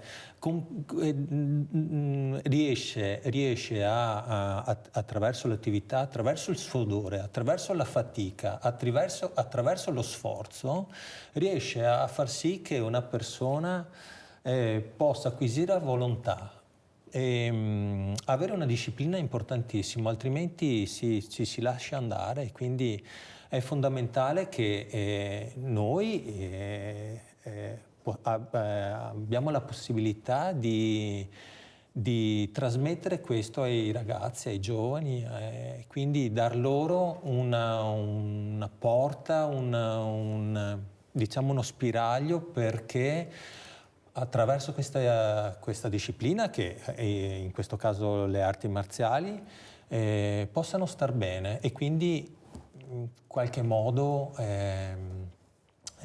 riuscire anche a svilupparsi e così a dare tutto un supporto di questo tipo. Ecco. Un'altra cosa che volevo chiederti, l'importanza di essere assieme ad altre associazioni. È la prima volta che noi collaboriamo con associazioni che neppure si conoscevano tra di loro ed è stata un'emozione vedere quanto bisogno invece c'è di fare squadra anche in questo. Noi abbiamo provato anche con Sport Senza Barriere all'Ippodromo di Treviso, abbiamo fatto la seconda edizione quest'anno, però sono realtà diverse. Qua tocchi con mano proprio la fragilità, ecco, l'emozione, la sensazione di non essere solo, che il dolore è condiviso. Prego Raffaele. Guarda, apprezzo moltissimo questa condivisione di associazioni, apprezzo veramente tutti coloro che fanno lo sforzo di condividere le proprie esperienze, perché questa è la cosa importante, la condivisione, altrimenti rimaniamo isolati e come si diceva, se non facciamo gruppo non riusciamo poi a portare il messaggio che ognuno di noi, rimaniamo piccoli, ecco, diciamo. Quindi lo sforzo, la condivisione e il cercare di condividere le esperienze è fondamentale per sviluppare prima di tutto anche la nostra capacità di andare avanti, ma soprattutto anche quello di poter arrivare anche nel territorio, che è una cosa che a noi interessa, ecco, che non rimaniamo isolati con le nostre piccole associazioni, ecco. Onorevole, come commenta le parole di Raffaele Garisi? Mi trovo perfettamente d'accordo Raffaele, infatti le cosiddette arti marziali nulla hanno a che vedere con violenza, assolutamente. Il judo è l'arte della cedevolezza e faccio parte di un'associazione di volontariato, a parte che anche le associazioni di volontariato vanno coordinate, devono avere un programma, ma anche gli stessi faccio un esempio, delle persone in maniera volontaristica che vadano ad aiutare in una casa di riposo gli anziani e far loro compagnia, hanno bisogno di una programmazione quantomeno oraria, perché altrimenti ci si può trovare, faccio l'esempio proprio banalissimo, ci si può trovare alcune volte in 3-4 persone e ad altre ore non esserci nessuno. E, ripeto, il famoso far rete è necessario a tutti i livelli, sia per gli operatori che per le famiglie che hanno la necessità. Vedo, io per esempio vengo da Oderzo, abbiamo delle ottime associazioni che fanno rete fra di loro a livello sportivo, anche il rugby che sembra uno sport un po' da maschi, e invece dai 4 affinché vogliono, vedo che includono i bambini anche diversamente abili e c'è un riscontro positivissimo a livello anche familiare, perché anche lo sport, come diceva bene Raffaele, insegna la disciplina, stare dentro e anche a controllare i gesti, a controllare anche le emozioni in modo che poi non si sgarri inutilmente. Questo proprio non è che sia un controllo, una coercizione, ma un benessere, e questo benessere psicofisico che dà lo sport influisce anche, permettetemi di dirlo, come prevenzione per tante devianze e anche da un punto di vista economico. Infatti lo sport, chi fa sport abbatte anche o diminuisce anche patologie in essere o addirittura non le permette. Ad esempio il bullismo. Ad esempio il bullismo, e lo sport non deve essere visto come per esempio quando uno fa la dietas, privazione, no, ma è un modello di vita, un modus vivendi, quindi lo sport deve essere proprio far parte della nostra vita. Sì, ma bisogna anche supportarlo, anche queste piccole associazioni ma anche con il ministro Abodi è proprio su questo. Veramente. E dirò anche con il ministro Nordio, il ministro della giustizia, per esempio nei carceri minorili, ecco quanto ci stiamo impegnando per far sì che ci siano campi da calcio, che ci siano e anche la possibilità di avere un lavoro, di fare delle formazioni lavorative in carcere, in modo che questi ragazzi quando escono possano avere poi maggior possibilità e non ricadere in un circuito vizioso. Allora, professor Antonini, l'importanza, anche lei prima ha citato delle patologie molto serie, molto importanti, ha citato l'Alzheimer, il Parkinson, che non colpiscono solo i diversamente giovani, ma cominciano a interessare anche persone che in età ancora giovanile. Com'è la situazione, professor Antonini, e quanto può essere importante anche questa attività fisica per queste persone? Parliamo di malattie dove ancora non abbiamo una terapia che possa in qualche modo rallentare in maniera significativa la progressione della degenerazione, però dal punto di vista operativo possiamo fare molto. Da un lato possiamo cercare di identificarle molto precocemente, questo è un elemento importante, e noi sappiamo che l'attività fisica, stare all'aperto, cercare di interagire con gli altri sono degli elementi essenziali per rallentare il decadimento sia motorio che fisico che mentale in queste persone. Pensate che è stato pubblicato un articolo di recente sulla rivista americana di medicina, non di neurologia soltanto, che dimostra che la solitudine, cioè vivere da soli, raddoppia il rischio di Parkinson e di Alzheimer. Quindi essere soli nelle aree metropolitane, non frequentare nessuno, non fare attività fisica, accelera sicuramente i processi degenerativi. Quindi noi sappiamo che l'attività fisica regolare, l'interazione con l'ambiente, trascorrere tempo all'aperto sono elementi essenziali. Io credo che le nostre strutture sanitarie dovrebbero in qualche modo, e su questo possiamo ancora anche qui fare molto, incoraggiare questo tipo di attività, migliorare. Noi parliamo spesso di fisioterapia, però in realtà la fisioterapia e i fisioterapisti si rivolgono a persone che hanno già dei disturbi ortopedici o neurologici. Qui parliamo invece di migliorare l'attività fisica attraverso dei percorsi che in qualche modo rendano più agevole l'integrazione delle persone e anche l'accesso a strutture con gli altri. Io credo che questo sia un elemento importante. Io vi posso dire che sicuramente tutte le attività, per esempio noi facciamo attività di ballo con l'associazione per le persone con Parkinson e per i loro familiari, momenti di riunione di gruppo dove le persone si scambiano e fanno delle passeggiate insieme. Questo tipo di attività è fondamentale. Molto importante, e grazie di averlo anche consigliato a quelle persone, magari sono a casa che stanno ascoltando, anche una semplice passeggiata è molto utile. Abbiamo Vladimiro da Rovigo, vai Vladimiro. Pronto? Centralino stamattina? Vladimiro? Niente, allora prego. No, il professore diceva della solitudine. Convengo, professore, perché anche per esempio il co-housing, la possibilità di interagire anche nei condomini, far tesoro di quelle persone anziane che, diciamo anziane perché dopo i 65, adesso 75 perché si è allungata l'aspettativa di vita, possono con le giovani coppie interagire, potrebbero scambiare le funzioni primarie, l'accudimento anche dei bambini, anche dei nonni acquisiti, potrebbero essere tali anche nei confronti di condomini, oppure ho visitato recentemente anche delle case popolari ATER rimesse a nuovo veramente in maniera eccelsa. Però in base alla graduatoria avevo fatto una proposta, dico capisco bene che c'è una graduatoria da seguire, ma su 10 famiglie si inserisse una famiglia di anziani, potrebbero essere di supporto. Capisco che il discorso è molto delicato, però questo è proprio un abbattimento della solitudine e del sentirsi vivi, di poter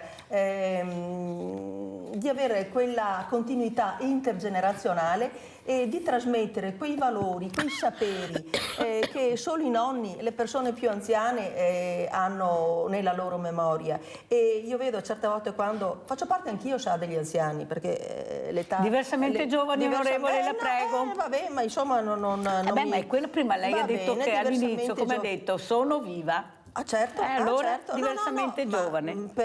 Nella vulgata si comincia ad essere anziani, invece no, come non faccio distinzione di genere fra maschio o femmina, e qua si torna sempre a parlare del rispetto e del coso, per me non ci sono, e ringrazio mio padre proprio che mi ha dato un'educazione maschile, non maschilista, non mi sono mai sentita né donna né uomo, nel senso, ecco, non vorrei essere interpretata male, perché con tutto sta fluidità, sono mamma di 3 figli e quindi questo è fuori dubbio, però la necessità, ecco, che vengano installati anche nei giovani quei racconti che solo i nonni riescono a dare, la conoscenza anche delle erbe aromatiche, delle erbe di campo. Non so, professore, se lei convenga con me, che spuntano in terreni dove non ci sono state concimazioni, contaminazioni tali, e nascono proprio dopo l'inverno, quando si ha più bisogno di sali minerali, così. Io ringrazio la mia nonna paterna che mi ha fatto conoscere un'infinità di erbe e me le vado a raccogliere, con orgoglio l'ho trasmesso ai miei figli e ai miei nipoti, quindi ritorniamo un attimino anche alle nostre tradizioni venete. Allora adesso porto anche il professor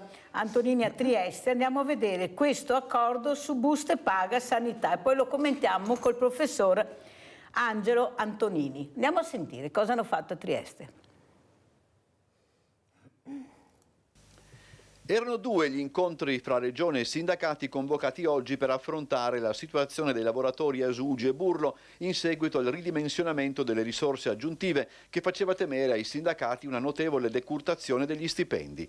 Che le cose andassero relativamente per il meglio lo si immaginava dal protrarsi del primo degli incontri, quello con la UIL, il cui risultato così è stato riassunto dal segretario generale Funzione Pubblica Stefano Bressan. Il presidente della Regione Friuli Venezia Giulia e l'assessore alla sanità hanno garantito che nessun lavoratore di Asugi e del Burlo non avrà una perdita economica di nemmeno €1. Il Presidente della Regione Federica nella riunione fatta oggi ha spiegato e si è impegnato a integrare le risorse necessarie per dare a lavoratrici e lavoratori di Asugi e di Burlo le risorse necessarie per le indennità di turno, i richiami in servizio, eccetera. Attenzione, spiega Mafalda Ferletti della Funzione Pubblica CGIL, convocata assieme alla FIALS subito dopo. I sindacati ora chiederanno ai direttori delle aziende di quantificare le risorse necessarie. Dunque lo stato di agitazione proclamato la scorsa settimana durante la manifestazione indetta davanti all'ingresso di Catinara rientra a fronte di un risultato che i sindacati definiscono soddisfacente. Diciamo che c'è stata una disponibilità sicuramente ad ascoltare le nostre rivendicazioni, soprattutto le rivendicazioni dei 500 dipendenti che hanno manifestato a Catinara qualche giorno fa, ed è stata secondo noi comunque una riunione costruttiva e anche con uno sfondo, diciamo, di risolutivo. Ecco. Noi avevamo del personale che in termini di retribuzione era indietro, l'abbiamo riportato avanti senza togliere niente a quelli che invece erano più avanti. Adesso questi accordi verranno fatti direttamente dalle aziende e noi garantiremo tutte le risorse che sono necessarie per garantire l'elemento della premialità, che naturalmente deve essere con obiettivi precisi e misurabili. Le politiche del personale hanno bisogno di un adeguamento e un'evoluzione, nessuno non vuole farle con le organizzazioni sindacali, non c'è una compressione, come ho sentito dire, della negoziazione sindacale, perché le aziende faranno questo lavoro. Immaginare che sia la Regione a stabilire quali sono gli elementi retributivi in ordine agli obiettivi che devono essere stabiliti significa fare un lavoro che non è tra le regioni e i sindacati, ma deve essere tra le aziende e i sindacati. Quindi io penso che questo sia chiaro. Poi abbiamo un tema complessivo di spesa del personale che è un dato importante, e anche rispetto alle polemiche di oggi mi permetto di dire che rispetto alle dimissioni uno deve guardare solo le dimissioni, ma deve guardare il dato complessivo. Noi abbiamo un sistema che ha a disposizione maggiore personale rispetto al passato. Sicuramente è un sistema che ha bisogno di indagare le ragioni per le quali c'è una quota significativa di personale che decide di uscire dal sistema, e questa è una cosa che non va bene. Allora, professor Antonini, come commenta questi due servizi che abbiamo visto? Ma allora, adesso non conosco bene la situazione del Burlo di Trieste, che è comunque una struttura d'eccellenza in ambito pediatrico, quindi non... Ma allora, sul discorso della premialità, che è l'ultimo elemento che è emerso, sono assolutamente d'accordo. Io penso che diciamo, anche le strutture pubbliche dovrebbero in qualche modo migliorare la premialità di quei medici che si sbattono di più tutti i giorni sul campo e offrono un servizio migliore. È chiaro che lì la situazione è sempre un po', nella mia esperienza di tanti anni, un po' difficile. Da un lato chiaramente c'è l'esigenza di mantenere un'uguaglianza tra i lavoratori di un determinato comparto, e questo, specie nell'ambito non medico, è sempre stato un argomento di discussione. E dall'altro c'è però l'esigenza anche di dare di più a chi lavora meglio e chi lavora anche in maniera magari qualitativamente e quantitativamente migliore. Uno dei motivi che ha portato tante persone sia in ambito infermieristico che medico ad uscire dal sistema sanitario pubblico dopo il Covid è stata anche la difficoltà nel remunerarli adeguatamente. Quindi il mio commento è cerchiamo di essere sensibili. È chiaro che queste realtà vanno valutate localmente, perché in ogni ospedale ci sono delle situazioni che vanno considerate, che sono molto di pertinenza del territorio, quindi di nuovo qui è il territorio che deve in qualche modo dare delle risposte e cercare di comprendere quali sono i malumori che possono esserci anche in ospedali di grande profilo, che però, come nel caso delle strutture di Trieste, sono sempre un po' ai margini tante volte della sfera anche nazionale, perché sono grandi strutture in territori di confine. Lì è sempre un problema garantire un'adeguata attrattività per i lavoratori. Molto chiaro, professore. Onorevole, come commenta? Sono d'accordissimo, infatti mi ero segnata proprio premialità, che naturalmente, come la meritocrazia, che non è da considerarsi una brutta parola, ma finalmente è entrata nell'ordinaria amministrazione mentale perlomeno delle persone, il Burlo è un'eccellenza a tutti i livelli. È da considerare però che anche la regione Friuli Venezia Giulia è regione autonoma, quindi ha delle risorse da impiegare autonomamente e senz'altro darà delle risposte esaustive anche per quanto riguarda i lavoratori. Non entro nel merito della situazione specifica del Burlo, però rifacendomi anche alla disquisizione che avevamo prima sul pubblico-privato, ricordo anche l'eccellenza dell'Oras di Motta, che è una SPA, non è Salus per Aquam. Abbiamo avuto il presidente Pauletto ospite poco tempo fa. Che per quanto riguarda anche la riabilitazione, che io visito spesso, è un ottimo rapporto con questa struttura d'eccellenza che abbiamo anche noi. Quindi continuando l'auspicio, professore, con il quale abbiamo iniziato, un controllo sistematico sulle nostre eccellenze private e naturalmente pubbliche sono già controllate, e sulla necessità di prevedere e di prevenire con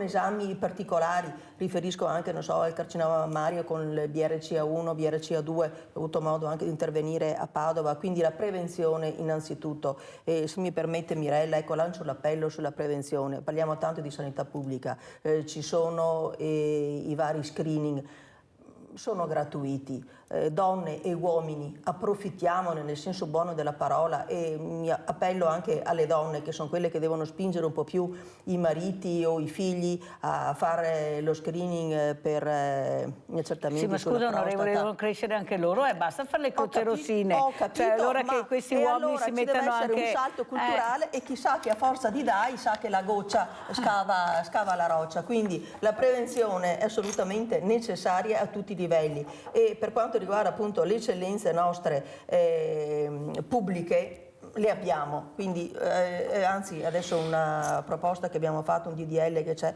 di portarle fino ai 75 anni e addirittura annualmente di fare gli screening mammografici per le donne, soprattutto quelle che hanno una familiarità con certe patologie. Allora adesso vi porto a Vicenza, invece andiamo a vedere neuropsichiatria infantile, disturbi in aumento, purtroppo dico io. Andiamo a sentire.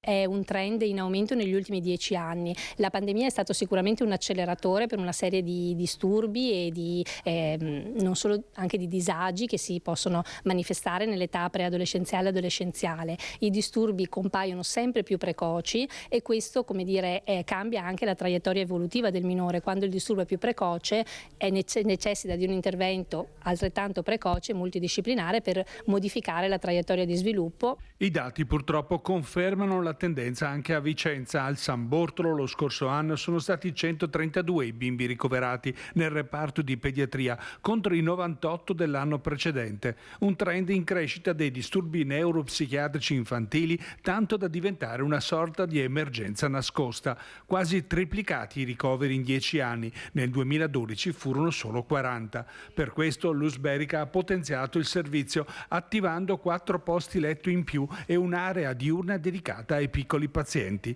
Una gestione integrata non solo tra ospedale e territorio, ma anche multidisciplinare tra specialisti pronti a collaborare per fare fronte alle diverse forme di disagio che soprattutto dopo la pandemia stanno emergendo tra i minori. È un lavoro che si integra tra neuropsichiatri e pediatri, perché la patologia necessita proprio di un'integrazione professionale di questa tipologia.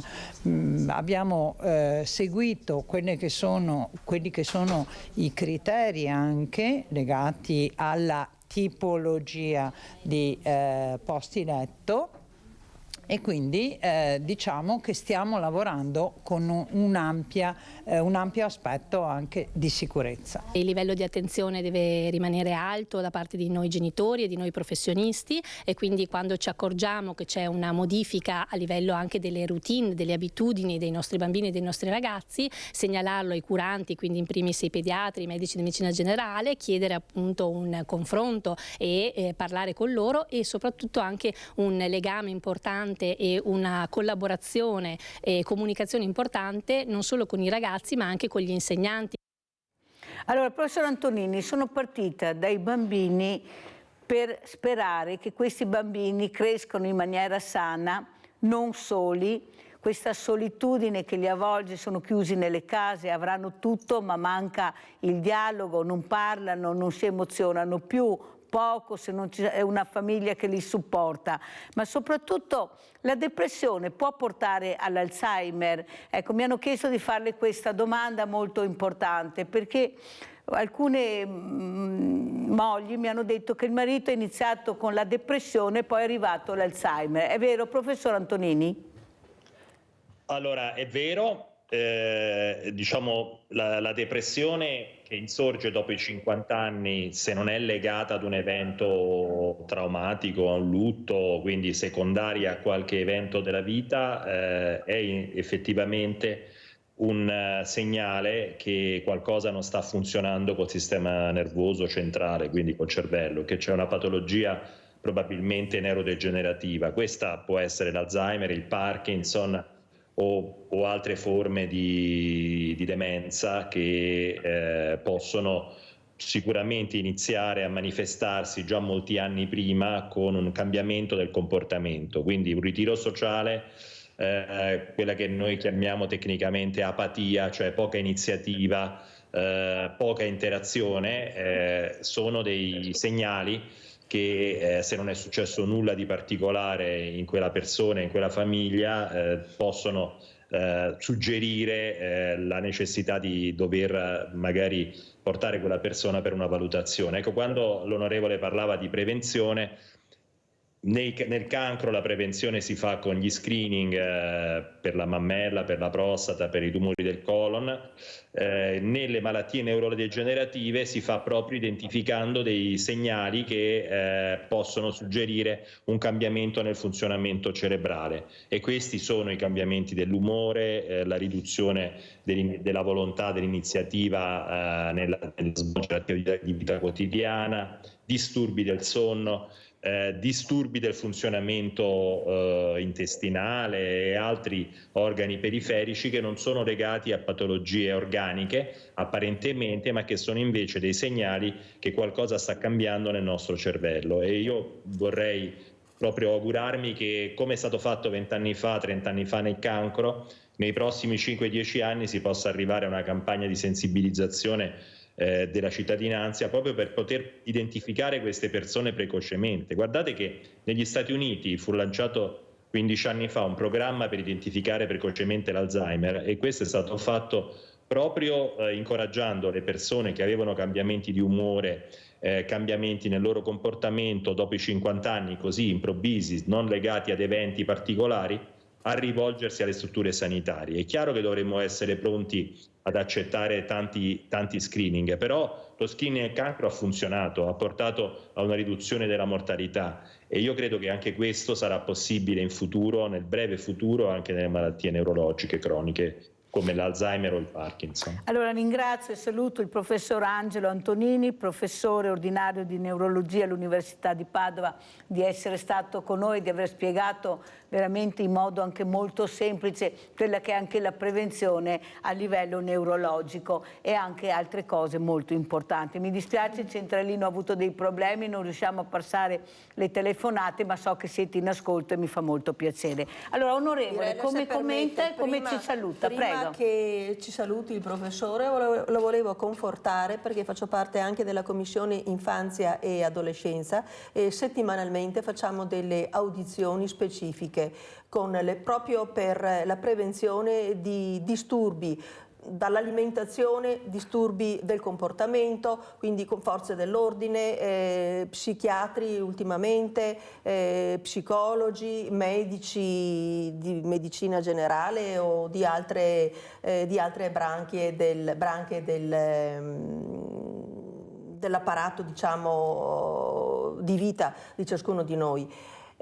Quindi è proprio premura di questo governo focalizzarsi sulla prevenzione anche nei soggetti giovani, proprio come diceva lei, per prevenire patologie future e per aiutare anche le mamme e i genitori in genere a capire anche questi figli, a non lasciarli soli quando esprimono comportamenti non adeguati o quantomeno cercare, compito anche dei genitori, guardare oltre i figli, non solo vederli così, ma guardarli interiormente e capire anche i disagi che hanno, soprattutto poi per la prevenzione a livello nel momento in cui c'è lo sviluppo, c'è la tempesta ormonale, ci sono fattori e anche estranei alla famiglia, quando la famiglia c'è, e sottolineo quando la famiglia c'è, perché abbiamo visto in tutte le audizioni quanto sia importante la presenza della famiglia. Tante devianze avvengono purtroppo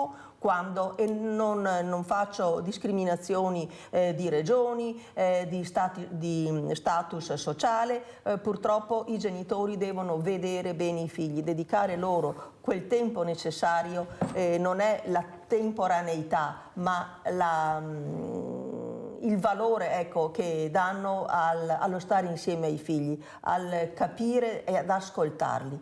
In ogni audizione è sempre emersa la necessità dell'ascolto, che fa parte poi, a tutte le età abbiamo la necessità di essere ascoltati, di farci ascoltare. Quindi anche nell'alimentazione, per esempio, lo dico qui, c'è un mio DDL di prossima incardinazione che riguarderà i bambini di quinta elementare, le 3 medie, che sappiano mangiare prodotti che esistono e devono nutrirsi con prodotti stagionali, territoriali, con minori emissioni di CO2, contro lo spreco del cibo che costa 22,9 miliardi e il 10% di emissioni in atmosfera, e contro le nazioni che non rispettano i diritti umani. Vediamo. Quindi ci troviamo in perfetta sintonia. Devo correre perché sono proprio in ritardo. Vediamo se riusciamo a fare questa telefonata alla dottoressa Maria Luana Calabrese, presidente Associazione Italiana Tutela Salute Mentale in Castelfranco Veneto, perché visto che ho l'opportunità e la fortuna di avere l'onorevole Marina Marchetto Liprandi qui ospite, vediamo se riusciamo a fare questa telefonata prima della chiusura,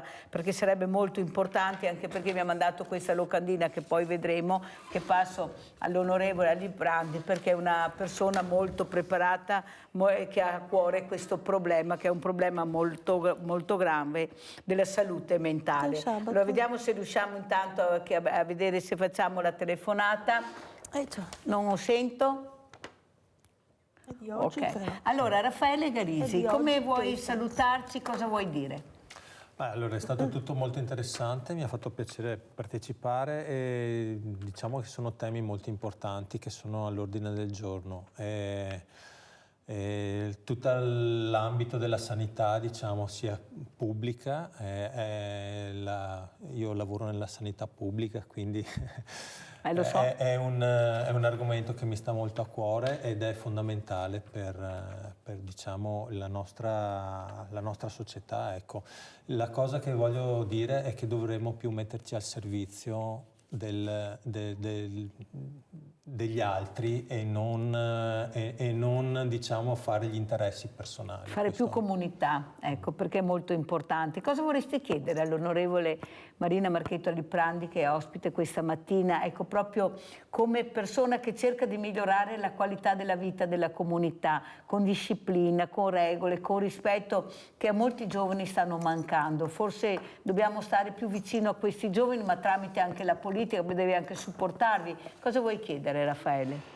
Ma sì, che la politica non guardi solamente gli interessi, che questa è la cosa, cioè gli interessi devono essere, l'interesse della politica deve essere al servizio delle persone e questa è la base secondo me, quindi vorrei chiedere appunto che ci sia più vicinanza e più, diciamo, anche lungimiranza su quelle che sono tutte le attività di volontariato, di associazioni che operano nell'ambito sportivo, ma non solo. Ecco. Allora abbiamo proprio in telefonica la dottoressa Maria Luana Calabrese, Presidente Associazione Italiana Tutela Salute Mentale Castelfranco Veneto. Grazie veramente Presidente di essere qui con noi, grazie dottoressa per quello che fa. Mandiamo anche la locandina che ha mandato la Presidente, questa locandina molto importante, un'assemblea pubblica provinciale. Difendiamo e potenziamo i servizi sociosanitari nella nostra ULSS 2, sabato 17 febbraio 2024, ore 17, eccola qua, perciò oggi Sala Cinema Teatro Aurora, via Venier 28 Treviso. Allora ecco qua dottoressa, c'è l'onorevole Marina Marchetto Aliprandi che fa parte di tante commissioni, come ha spiegato. Cosa vorrebbe dirle? E grazie per questo intervento e soprattutto per quello oggi che ci sarà a Treviso. Sì, io mi sto collegando adesso e quindi non ho sentito quello che avete detto prima, per cui potrei essere un po' estemporanea. Vorrei pregare chiunque appunto di prendere nota di questo importante incontro che si farà questa sera appunto alle 17 a Treviso, perché sarà un'assemblea appunto pubblica sulla salute pubblica, cioè proprio sul rafforzamento della rete sociosanitaria e sanitaria, proprio in funzione della criticità in cui ci troviamo attualmente. Abbiamo problemissimi, le liste d'attesa lunghissime, i medici di base che mancano, la salute mentale che non viene curata adeguatamente proprio per mancanza di personale, per mancanza ormai anche di entusiasmo per risolvere le situazioni. Ecco, e questo mi sta particolarmente a cuore perché appunto sono presidente di un'associazione per la salute mentale, AITSAM, e quindi curo soprattutto questo aspetto. Ma oggi si parlerà di tutte le criticità per quanto riguarda la provincia di Treviso, ovviamente incluse in un contesto più ampio che è anche nazionale purtroppo. Allora, ecco, dottoressa, per rafforzare la pubblicità e l'universalità di questo diritto, ecco questo. Dottoressa, cosa vorrebbe chiedere in primis all'onorevole Marina Marchetto Aliprandi, che è qui questa mattina fortunatamente, ecco, per sentire anche le voci delle persone competenti che stanno gridando quali sono i loro bisogni. Prego, dottoressa Calabrese. Vorrei chiedere attenzione, massima attenzione a queste problematiche e soprattutto attenzione alle esigenze della gente, perché poi la gente, specialmente quella meno attrezzata dal punto di vista anche economico e anche culturale, si trova in maggiore necessità rispetto agli altri. Allora sentiamo come le risponde l'onorevole Aliprandi. Prego, onorevole. Dottoressa, la ringrazio, ci sta particolarmente a cuore quanto lei ha detto e mi complimento per l'iniziativa di Treviso che purtroppo non conoscevo e come tanti di noi incastriamo i secondi e i minuti, quindi ho già una programmazione giornaliera e mi spiace non poter essere presente questa sera. Comunque sono in buoni rapporti, in costanti rapporti, non in buoni, in costanti rapporti, oltre che ottimi, con la signora Ferello di Castelfranco per l'Alzheimer, per i disturbi proprio, e la prossima settimana abbiamo un incontro su questo tema per l'invecchiamento attivo, proprio al Senato questa volta, non alla Camera. Quindi sì, è particolarmente attenzionato. Molta attenzione alla nuova legge 33 che se non è declinata bene nei decreti rischia di essere soltanto una forma così verbale. Ecco, e basta. lungi da noi, bisogna fare i conti anche con l'economia, sì, con l'aspetto economico, ma come abbiamo dato anche per i disturbi alimentari per gli adolescenti, siamo riusciti ad inserirli nel milleproroga, ecco, quindi i soldi sono stati trovati proprio in extremis perché anche questo è un disturbo, perché come diceva anche il professore, tutto quello che si ripercuote che avviene nell'età evolutiva poi ha una ripercussione anche nel prosieguo degli anni, quindi meglio intervenire, anzi è necessario intervenire prima, anche per evitare le morti poi, perché anche per la malnutrizione o la cattiva alimentazione o certe devianze anche psicologiche cui sono sottoposte ragazze e ragazzi anche adesso hanno un esito fatale. Quindi ben volentieri se Mirella mi darà anche il suo, ci terremo in comunicazione, perché proprio con il senatore Zullo c'è questa commissione proprio sull'invecchiamento attivo, e mi rifaccio a quello che dicevo prima, che bisogna sfruttare in senso buono anche chi è diversamente giovane, proprio per renderlo attivo e far costare meno. Allora vediamo se riusciamo a far partire questo centralino questa mattina con Sandra da Treviso. Intanto do la locandina all'onorevole, anche il numero della dottoressa Calabrese, che così poi se volete fare i contatti, io trovo molto importante queste trasmissioni che vi fanno conoscere, potete anche scambiarvi le informazioni. Ciao Sandra. Sandra? Pronto Mirella? Ah, eccola qua, finalmente. Pronto, ecco Sandra, ciao carissima, scusa ma abbiamo un problema purtroppo questa mattina, mi scuso anche con gli altri telespettatori Mirella? e telespettatrici. Vai Pronto? Sandra, vai, ti sentiamo. Sì, buongiorno Mirella, io provo a parlare, non ti sento, però brava. dico un minuto la mia. Riguardo al discorso della prevenzione, ecco, faccio un esempio rapidissimo. Una mia conoscente aveva dei problemi a livello ginecologico, ha prenotato una visita a priorità 60-90 giorni, marzo 2023, la visita l'ha fatta a gennaio. Non è stata sufficiente questa indagine, per cui ne devono fare un'altra in lista di attesa. Quindi voi capite che se i tempi della sanità sono questi, la prevenzione è inutile, perché soprattutto a livello ginecologico, mammario, eccetera, quando i tumori iniziano si sviluppano poi anche e soprattutto rapidamente. Quindi ripeto, se questi sono i tempi purtroppo della sanità, la prevenzione è assolutamente inutile. Vi ringrazio. Grazie a te Sandra, non mi sentivi ma noi abbiamo sentito te, ti ringrazio tantissimo l'onorevole Marina Marchetto Aliprandi di essere stata con noi, di aver preso anche tanti appunti, sono sicura che chiamerà perché lei è così, l'ho detto all'inizio. Grazie veramente, grazie anche a Raffaele Garisi dei Capoeira, TC, queste discipline veramente importanti, queste arti marziali che forse farebbero molto bene. Ecco qua onorevole, dovremmo puntare invece di fargli portare la borsa della spesa o a passeggio l'anziano, fargli fare magari più sport, più disciplina a questi ragazzi che commettono questi reati, non sarebbe proprio male, perché veramente sennò non ne andiamo fuori. Grazie tantissimo anche al professor Angelo Antonini, grazie. Pubblicità.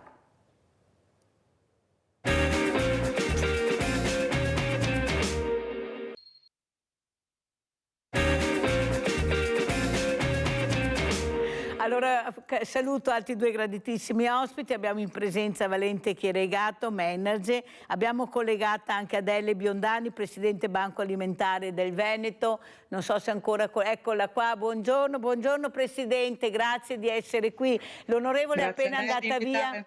L'onorevole Marchetto Aliprandi è appena andata via, ma mi ha pregato di ricordarmi che lei fa parte di una commissione che si occupa dello spreco, perciò se vuole Presidente le darò il numero, che così vi mettete in contatto, perché adesso appunto doveva andare via, non è riuscita a rimanere più, però mi piacerebbe molto per cercare di capire anche come sta andando questi banchi alimentari nazionali, questa povertà che cresce, ecco quante derrate alimentari arrivano, ne arrivano meno, c'è un po' di preoccupazione visto che la povertà, come diceva anche la nostra ospite collegata con noi Annalisa Corrado, responsabile della conversione ecologica Clima, Green Economy, che fa parte della segreteria nazionale del Partito Democratico, sono molto preoccupati. Allora, cosa ci racconta Presidente Biondani? Com'è la situazione proprio per quanto riguarda questi banchi alimentari e la povertà? Prego. Allora, la situazione è un po' sempre la stessa immagine che abbiamo negli ultimi mesi. Aumenta il numero delle persone che ci chiede di essere aiutato devo dire che c'è anche una buona sensibilità da parte delle aziende della grande distribuzione a sostenerci.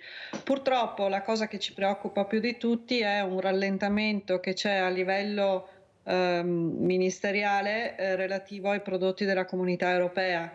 Abbiamo in previsione che nel prossimo semestre, purtroppo per una questione burocratica che non dipende da noi, una serie di lotti che avrebbero dovuto essere consegnati in questo semestre saranno posticipati al semestre successivo, per cui per noi è sicuramente un po' più, diciamo, preoccupante, perché dobbiamo pensare a riparare la mancanza dei prodotti AGEA, che normalmente sono prodotti particolarmente importanti e preziosi per le persone in difficoltà, con un sostegno da parte del mondo del privato.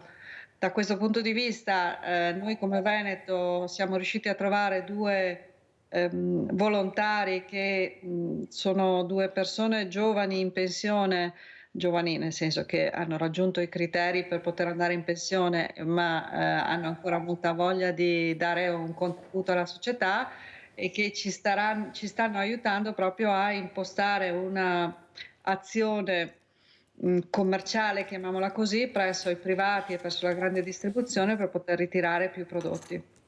Allora, Presidente Biondani, io l'ho chiamata perché mi sta capitando un fatto molto strano e vorrei che lei mi riuscisse ad aiutarmi a capire.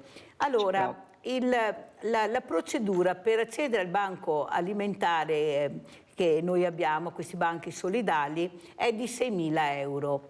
Se superi i 6.000 euro, io te lo posso dare, però devo avere una certificazione dell'amministrazione dei servizi sociali che mi dicono che anche se il tuo ISE è superiore, ecco, tu puoi accedere. Io devo firmarlo e io sono a posto. Il problema è, Presidente, che i servizi sociali, almeno di Treviso, di questa cosa non la sanno, non la conoscono e soprattutto non accettano le persone, perché dicono voi non siete iscritti ai servizi sociali, non vi conosciamo, perciò noi non rilasciamo nessun documento per andare a ritirare questa borsa. Lo trovo squalificante, lo trovo un po' anche scandaloso, visto come che si può informare anche tramite la tecnologia che abbiamo, però che ne pagano le conseguenze poi sono queste famiglie, perché io se non hanno questa carta io non posso firmare questo documento. Ma allora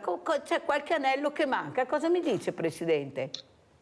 Guardi, la trovo veramente una cosa incredibile, anche perché un comune come quello di Treviso dovrebbe avere le capacità anche formative dei propri dipendenti per poter, perché è una normativa che peraltro questa seconda regola che è stata introdotta proprio per agevolare situazioni in cui l'ISE era superiore alla soglia, ma la situazione di povertà era evidente, e sicuramente l'accompagnamento del mondo degli assistenti sociali è un passaggio assolutamente indispensabile per poter agevolare il vostro lavoro come associazioni di volontariato.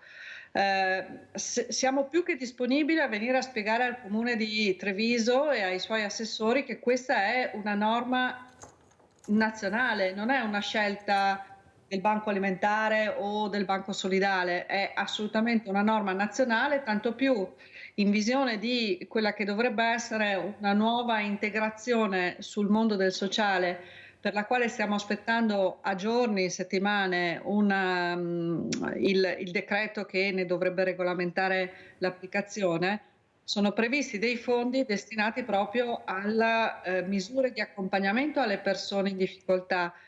E questo coinvolgerà sicuramente tutto il mondo del sociale anche dal punto di vista dell'amministrazione pubblica, per cui questa repulsione ad applicarsi su questa regola, che è già consolidata da qualche anno, la trovo poco, come dire, poco giusta. Ecco, no, mi fa piacere perché è importante, perché l'obiettivo è aiutare queste persone e queste famiglie. No, forse perciò prego. Forse si configura anche un reato, credo, no? Perché se un amministratore pubblico, un funzionario, un addetto a un ufficio non risponde a una normativa, non la applica, adesso non ho capito esattamente qual è la fattispecie. Beh, è una notizia di reato, cioè portate le carte in procura, anzi suggerisco, se c'è qualche magistrato in ascolto, di aprire un fascicolo, perché è una cosa inaccettabile, cioè le norme si rispettano e si applicano, tanto più se si parla di pubblica amministrazione.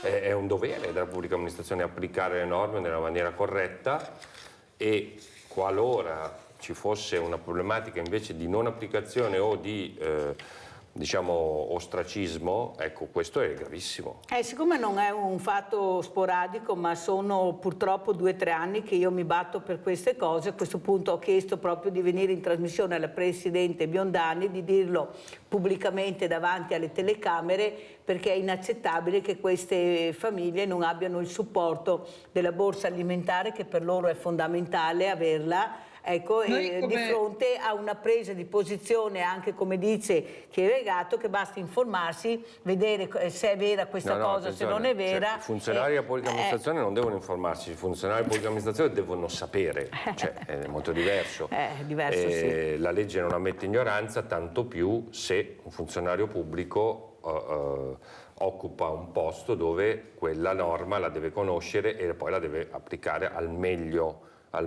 attenzione. Quindi non basta conoscere e applicare, ma bisogna essere anche, diciamo così, bisogna essere bravi, bisogna essere ligi nel proprio dovere. Quindi questo, secondo me, è un fatto molto grave. Adesso non ho esattamente capito cosa è avvenuto, però per quello che ho sentito, ecco, sicuramente sì.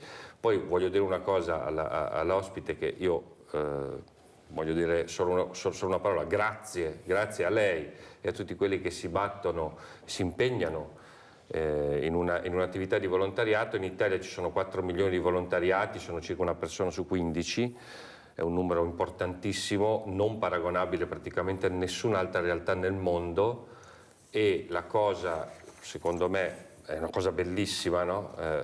In tutti i sensi.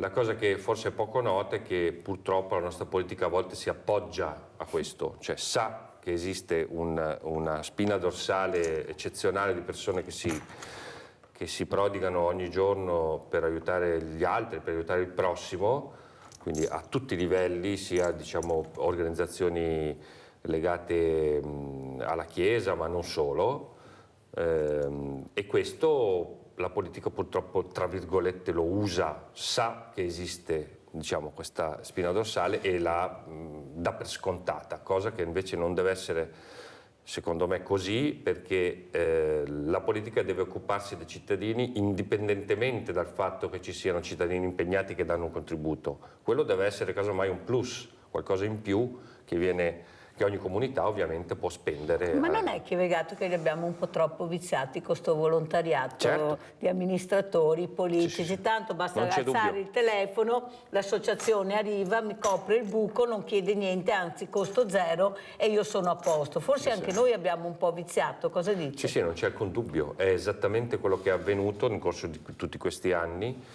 E questo non è una cosa, secondo me, accettabile in un paese civile. Io lo dico sempre quando sono qui ospite con lei: un paese si può chiamare civile se sa occuparsi delle persone più deboli, altrimenti non è civiltà, inciviltà, perché le persone deboli sono parte della società, sono una parte importante della società, e soprattutto dobbiamo considerare che chi oggi è debole può diventare forte domani e viceversa. Per cui un impianto di società che si occupa dei deboli e che fa di questo un'attività importante, fondante della politica, è qualcosa di molto molto importante secondo me e secondo i canoni che io ritengo siano essenziali di una società civile. Allora andiamo a vedere anche questo video del Banco Alimentare, poi mettiamo anche le immagini, poi lo commentiamo con Adele Biondani, presidente appunto del Banco Alimentare di Verona del Veneto. Andiamo a vedere.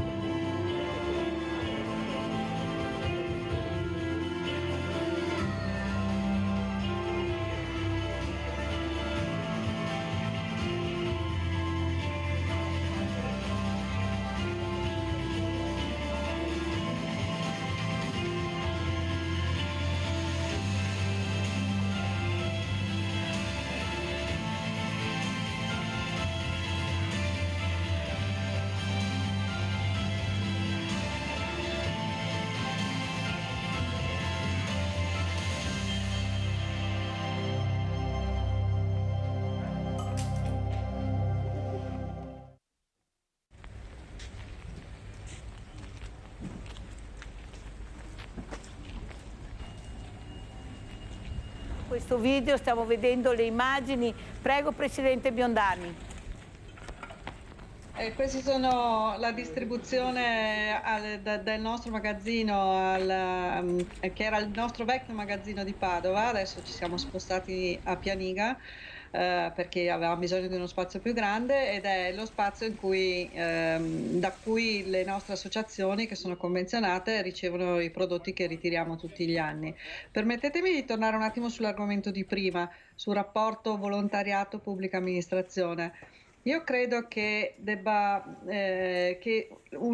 ci sia una buona attenzione da parte della Regione Veneto rispetto al mondo del volontariato. Abbiamo una grande possibilità anche di dialogo anche con il comune di Padova, il comune di Verona, che sono i due comuni in cui noi abbiamo i magazzini. Devo dirvi che c'è una disponibilità ad ascoltare. Io parlo della mia esperienza diretta sul Veneto, chiaramente.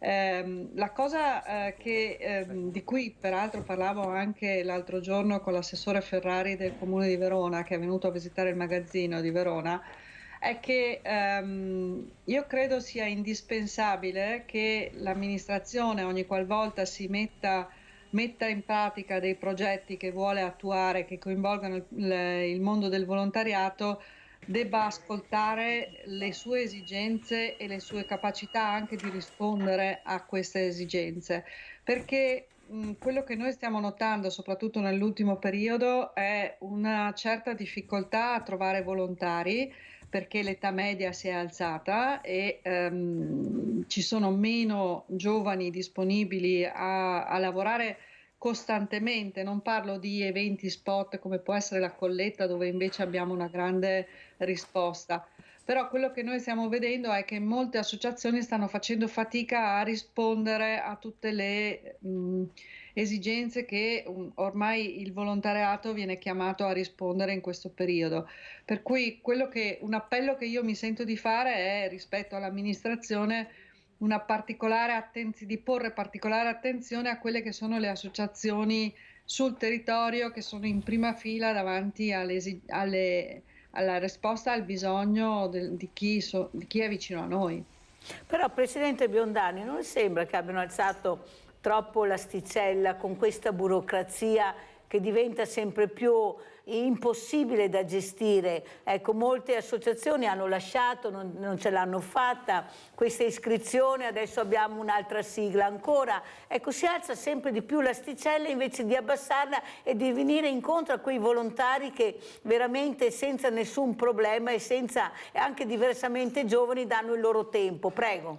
Condivido che questa cosa è una cosa su cui ci siamo battuti anche noi a livello, io parlo in questo caso come Fondazione Banco Alimentare Nazionale, a livello governativo per poter, per esempio il passaggio dal solo ISE a una relazione dell'associazione che consenta l'accesso ai prodotti alimentari anche a chi ha un ISE superiore arriva un po' dalla nostra esperienza.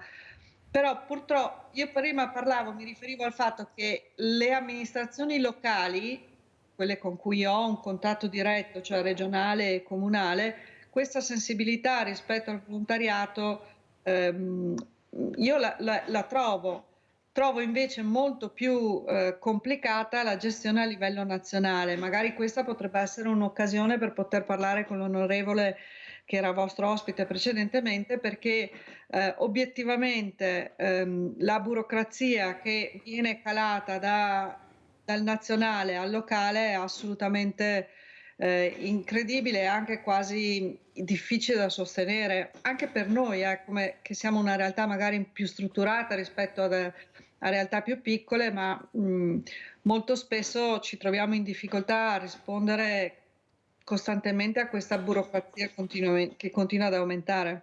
Allora, Chieregato, quello che però traspare è che c'è questa nebbia, con una mano ti do e ti dico sei bravo, sei il più bravo di tutti, e con l'altra mano invece ti tolgo e ti butto giù. Perché questo sta succedendo, perché ne abbiamo perso parecchie associazioni di volontariato che non sono riuscite a stare a galla, perché non è così semplice burocraticamente, economicamente. Ecco, secondo lei da manager come vede la situazione? Perché anche i manager sono chiamati a giocarsi la faccia, perché è molto importante la solidarietà, per un'impresa è molto importante anche capire chi siamo e cosa vogliamo anche dei nostri imprenditori. Sì, io ti do, però vorrei capire quanti imprenditori danno e quanti prendono, perché ci sono anche i prenditori, non ci sono solo gli imprenditori. Prego, Chieregato. Ma allora, la burocrazia è un problema devastante, non solo ovviamente per le associazioni, ma anche per le imprese. Io vi do un dato che può esservi utile per fare un ragionamento, cioè che in Italia il 15% del monte ore medio di un'azienda privata viene occupato per le pratiche burocratiche.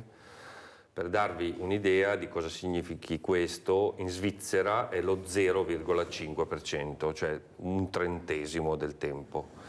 In Svizzera esistono delle figure pubbliche, di funzionari pubblici, che si occupano primariamente di districare le pratiche burocratiche delle imprese. Cioè un'impresa ha un funzionario pubblico pagato quindi da tutti i cittadini che si occupa di questo per l'impresa, cioè quindi fa scavalcare completamente il problema burocratico. Allora, perché in Italia esiste una burocrazia? Bisognerebbe andare indietro di un paio di millenni per comprenderlo, però oggi con la digitalizzazione e con ovviamente tutti gli strumenti che abbiamo tutti in mano c'è realmente la possibilità di scavalcare questo problema o comunque di migliorarlo molto. Naturalmente questo deve essere prima di tutto, ci deve essere alla base una volontà politica, ma anche una volontà di base, cioè i cittadini devono essere disposti a vivere in un mondo con meno burocrazia, quindi con meno carte, con meno conferme, con meno problematiche connesse a questo mondo di, diciamo così, documenti, controdocumenti, conferme, mando la PEC, devo aspettare l'accettazione della PEC, insomma è un mondo che noi dobbiamo migliorare tantissimo e soprattutto le associazioni, anche le imprese ovviamente, ma soprattutto le associazioni che fanno quello che fanno ovviamente solamente a scopo di benessere di persone più deboli devono essere completamente esentate. Chiarisco bene, non è che la burocrazia non ci deve essere, la burocrazia non è solo una parola brutta, è anche qualcosa di necessario e a volte anche di utile, ma deve essere in capo a chi la burocrazia la maneggia, cioè bisogna trasferire l'onere di completare tutto quello che è la pratica burocratica a qualche funzionario pubblico che si deve occupare dell'impresa, dell'associazione proprio con i soldi pubblici, cioè deve essere quindi un affare di competenza e di responsabilità della pubblica amministrazione, quello di espletare le pratiche burocratiche. Nel momento in cui fosse così, magicamente tutto quanto si snellirebbe, perché ovviamente non è più la pubblica amministrazione che deve ricevere la burocrazia, ma la pubblica amministrazione che la deve erogare, e sarebbe completamente diverso il rapporto, dove il cittadino, l'impresa, l'associazione sarebbe tenuta semplicemente a fornire delle informazioni, e dopodiché tutto il resto sarebbe in capo a chi invece questa cosa dovrebbe farla, pagato da noi tutti. Allora, l'onorevole Aliprandi parlava molto e ci teneva che io glielo dicessi, l'ho detto anche prima, dello spreco alimentare. Ecco, com'è la sua situazione del suo osservatorio, Presidente Biondani, questo spreco alimentare che si fa fatica anche a combattere? Prego. Ma allora, bisognerebbe capire di che cosa stiamo parlando quando parliamo di spreco alimentare. Se parliamo dello spreco delle famiglie, allora è un problema educativo che va affrontato dal punto di vista della comunicazione, del come va raccontato alle famiglie come deve essere gestito il cibo. Se invece parliamo di spreco alimentare a livello di produzione, da questo punto di vista io sto vedendo negli ultimi anni una sensibilità maggiore da parte delle aziende nel cercare di non sprecare quello che viene prodotto. Questo per tanti motivi. Uno, perché sicuramente la sensibilità rispetto all'ambiente è assolutamente cresciuta. Due, perché le aziende stesse vengono, tra virgolette, premiate nel momento in cui decidono di donare le eccedenze alimentari. Il Comune di Verona, per esempio, poche settimane fa ha approvato la norma per cui chi dona le eccedenze alimentari alle associazioni di volontariato ha una scontistica sulla Tari. Ma banalmente noi è il terzo anno che stiamo affrontando il bilancio di sostenibilità. Il fatto che le aziende collaborino con il Banco Alimentare del Veneto, che ha il bilancio di sostenibilità, consente all'azienda stessa di avere un accreditamento ESG che gli permette di avere degli sconti anche a livello di costo del denaro in finanza. Quindi ci sono sicuramente delle azioni che sono state messe in campo che permettono di aumentare la sensibilità verso la lotta allo spreco. A me piace chiamarlo molto la ricerca del recupero del prodotto alimentare, perché secondo me dobbiamo immaginare che sia proprio la possibilità di recuperare quanto più possibile e non di sprecarlo. Allora, io vorrei adesso andare a vedere con il nostro ospite Chieregato questa comunità energetica della diocesi con Sergio Criveler, perché la trovo una cosa importante, ma tra il dire e il fare c'è di mezzo il mare. Proprio come Manager vorrei rivedere questo servizio, perché riguarda tutti noi, riguarda la comunità e un miglioramento della comunità, aiutando soprattutto le fragilità. Andiamo a sentire. È un'esperienza nuova e questa delle comunità energetiche è un'occasione pazzesca, è un'opportunità, è un'occasione di solidarietà, di condivisione e di sostegno alla fragilità energetica. Una risposta alle pesanti conseguenze, soprattutto sulle fasce deboli, dei rincari energetici, ma anche un tassello, un contributo alla rivoluzione green a cui tutti siamo chiamati. Da Treviso parte la prima esperienza in Italia di comunità energetica rinnovabile diocesana, su input di Monsignor Michele Tomasi. Non un business, ma una condivisione a beneficio di tutti. Il nostro Vescovo ha voluto questa esperienza perché ritiene che sia un'opportunità unica e si chiama comunità, è meglio di una parrocchia, di una diocesi, dove la comunità è il fondamento, ecco, della sua struttura. Nei giorni scorsi in Vescovado, su iniziativa di Ente Diocesi di Treviso, Opera San Pio X e Casa del Clero, si è formalmente costituita la Fondazione Diocesi Treviso Energy ETS, una fondazione di partecipazione che dovrà mettere insieme parrocchie, comuni, aziende, privati cittadini. Una grande comunità con all'interno 23 sottogruppi. Il massimo beneficio si avrà quanto maggiore sarà il consumo istantaneo. Ci sarà chi metterà a disposizione i loro impianti fotovoltaici, quindi ci sarà chi produce e chi consuma, e anche chi consuma solamente. In Diocesi di Treviso abbiamo 1 milione circa di abitanti, ci sono 265 parrocchie. Se ogni parrocchia ci sono 10, 15, 20 famiglie, diventano numeri assai importanti di una condivisione di produzione e di consumo. Ecco perché stiamo in questi giorni chiudendo un accordo con un partner tecnologico, il quale ci darà la struttura tecnologica per far funzionare la comunità. Allora chiuderei proprio questa trasmissione questa mattina con questo servizio molto importante. So che Chieregato sorride perché sta molto a cuore. Prego.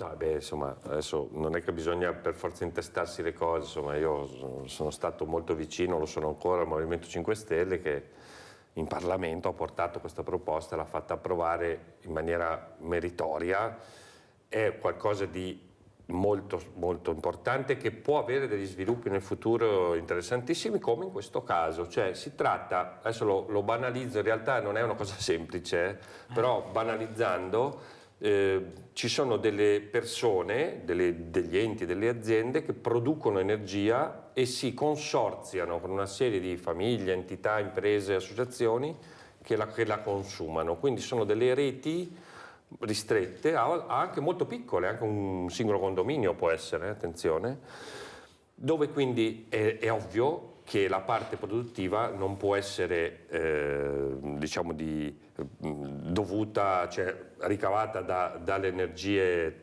tradizionali, tra virgolette, quindi dal petrolio e dal gas, ma sono fondate ovviamente sulle energie rinnovabili che sono quindi installabili sui tetti, sulle proprietà private piccole. Quindi queste piccolissime comunità, o anche più grandi come in questo caso, generano la possibilità di condividere l'energia, quindi non si manda più in rete, no? L'eccesso di produzione di fotovoltaico per esempio, ma si condivide con il vicino di casa o con l'azienda accanto, consentendo quindi di ottenere il massimo possibile del proprio piccolo impianto, piccolo grande impianto, e per chi invece acquisisce l'energia di pagarla meno. Quindi questo in sostanza salta i grandi commercianti di energia, i grandi players, no? Chiamiamoli così, fornendo un vantaggio quindi all'utenza privata, sia di aziende sia di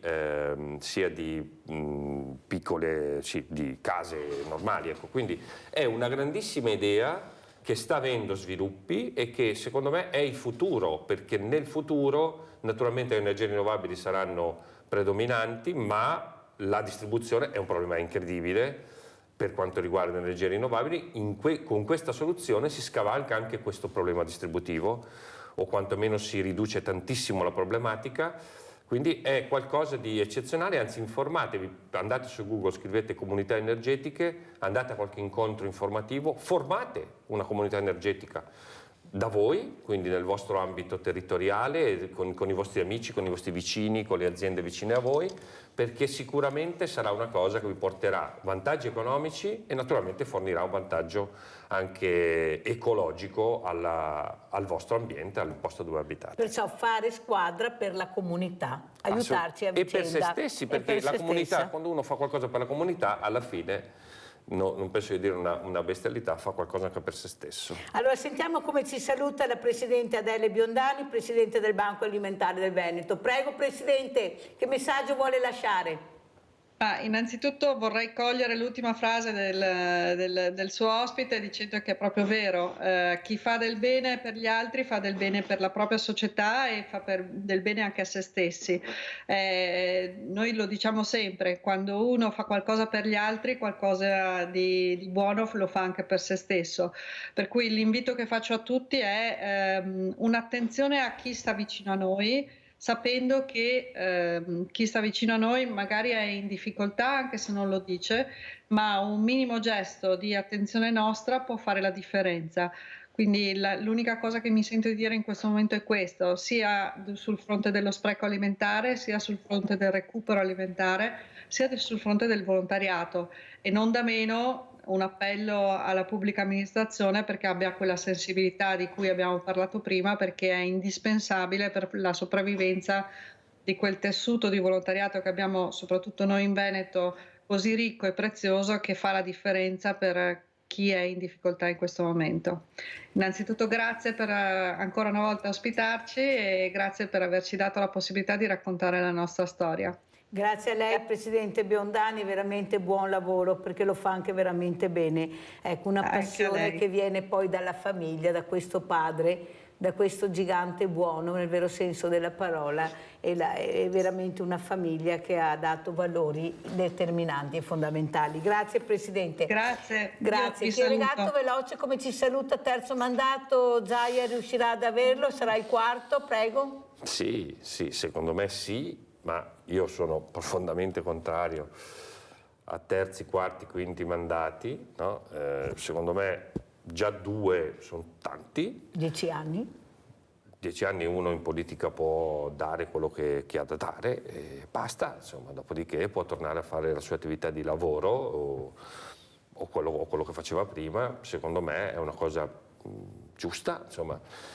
Prima parlavamo fuori onda, insomma, al tempo della Repubblica in antica Roma c'era il cursus honorum, no? Cioè, quindi si faceva una serie di passi all'interno degli incarichi pubblici fino a che, quando si arrivava all'incarico massimo, si veniva spediti in Senato, che tra l'altro faceva praticamente quasi nulla a livello pratico, e finiva lì, basta, cioè avanti un altro, no? Perché questo arricchisce la società, e il fatto di avere questi continui ricandidati, cioè queste persone che continuano a ricandidarsi, io lo dico banalmente, veloce, no?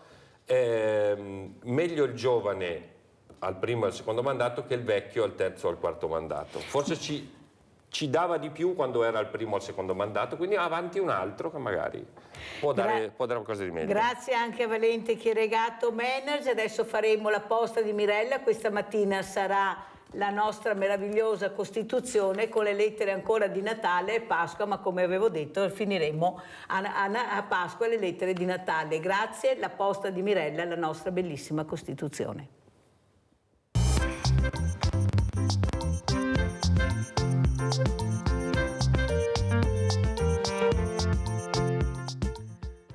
E dopo anche questa mattina con tanti ospiti, tante riflessioni, tanti problemi, tanto sentire, il problema è che qualcuno deve assolutamente agire, perché avete sentito quanti problemi, ma c'è anche la buona volontà di andare avanti, di aiutarci, di creare delle nuove possibilità, specialmente alle fragilità, alla solitudine, di dare un filo, almeno un filo di speranza.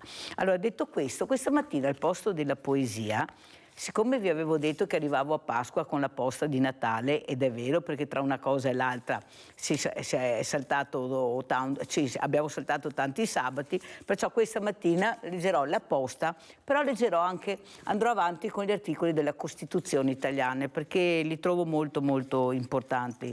Dobbiamo conoscere, capire, dobbiamo sempre più informarci. No, mi novo combatta, non mi interessa cosa sia la Costituzione, no, è la più bella Costituzione che ci sia, detta dagli esperti, non sicuro dalla Mirella, perciò mi piacerebbe tanto che voi ascoltaste. Allora, inizierei proprio con la Costituzione. Il Presidente della Repubblica, che era l'articolo 83, l'abbiamo letto, e anche l'articolo 84. Adesso siamo arrivati all'articolo 85, perché l'elezione del Presidente l'abbiamo letta e sapete che chiunque può candidarsi a Presidente della Repubblica. Allora, articolo 85 della bellissima Costituzione italiana. Il Presidente della Repubblica è eletto per 7 anni. 30 giorni prima che scada il termine, il Presidente della Camera dei Deputati convoca in seduta comune il Parlamento e i delegati regionali per eleggere il nuovo Presidente della Repubblica. Se le Camere sono sciolte o manca meno di 3 mesi alla loro cessazione, la elezione ha luogo entro 15 giorni dalla riunione delle Camere nuove. Nel frattempo sono prorogati i poteri del Presidente in carica. Articolo 86. Le funzioni del Presidente della Repubblica, in ogni caso che egli non possa adempierle, sono esercitate dal Presidente del Senato. In caso di impedimento permanente o di morte o di dimissioni del Presidente della Repubblica, il Presidente della Camera dei Deputati indice la elezione del nuovo Presidente della Repubblica entro 15 giorni, salvo il maggior termine previsto se le Camere sono sciolte o manca meno di 3 mesi alla loro cessazione. In questo caso il Presidente del Senato è La Russa, perciò capite che in ogni momento, in ogni caso si va avanti e si cerca dei tempi che non capiamo qua, che tempi che abbiamo. Allora, questi sono gli articoli che abbiamo letto questa mattina della nostra bellissima Costituzione italiana, anche se qualcuno dice che non è così. Vabbè, io sento gli esperti, gli altri, vabbè, lasciamo riflettere. La posta di Mirella, perché sennò arriva Pasqua e abbiamo ancora Buon Natale. Ah, care. Guardate questo disegnetto con il cuore della pace, questo è un bambino. Il buon senso c'era, non se ne stava nascosto, per paura del senso comune. Manzoni, però. Buona vita a lei, gentile signora Mirella. Grazie mille per il prezioso lavoro e sostegno che ci dà. Questa è una. Farò sempre riferimento alla Mirella, ma c'è una squadra con la Mirella che non finirò mai di ringraziare, che sono i volontari. Tanti auguri di buone feste, di buon Natale, di caro anno 2024, tante salute, gioia, fortuna e soprattutto lunga vita a tutti quanti voi. Tanti auguri al Presidente e al personale dei Veneti Schiacciati. Cara, facciamo un'altra, poi basta. Ciao gentilissima, grazie mille per la spesa, anche per i vestiti che mi dai e anche la spesa, grazie mille, sono felicissima. Anche i miei bambini sono andati ai centri estivi. Grazie mille cara, buona festa di Natale. Grazie, grazie, guardate, sono anche belle, perché è giusto rispettare anche queste persone che scrivono, anche se è un semplice biglietto, sapete che il rispetto, almeno da parte mia e da parte vostra, penso, non cambi mai ed è soprattutto al primo posto. Grazie, grazie e adesso vi dico buona domenica a tutti, buon weekend, ciao!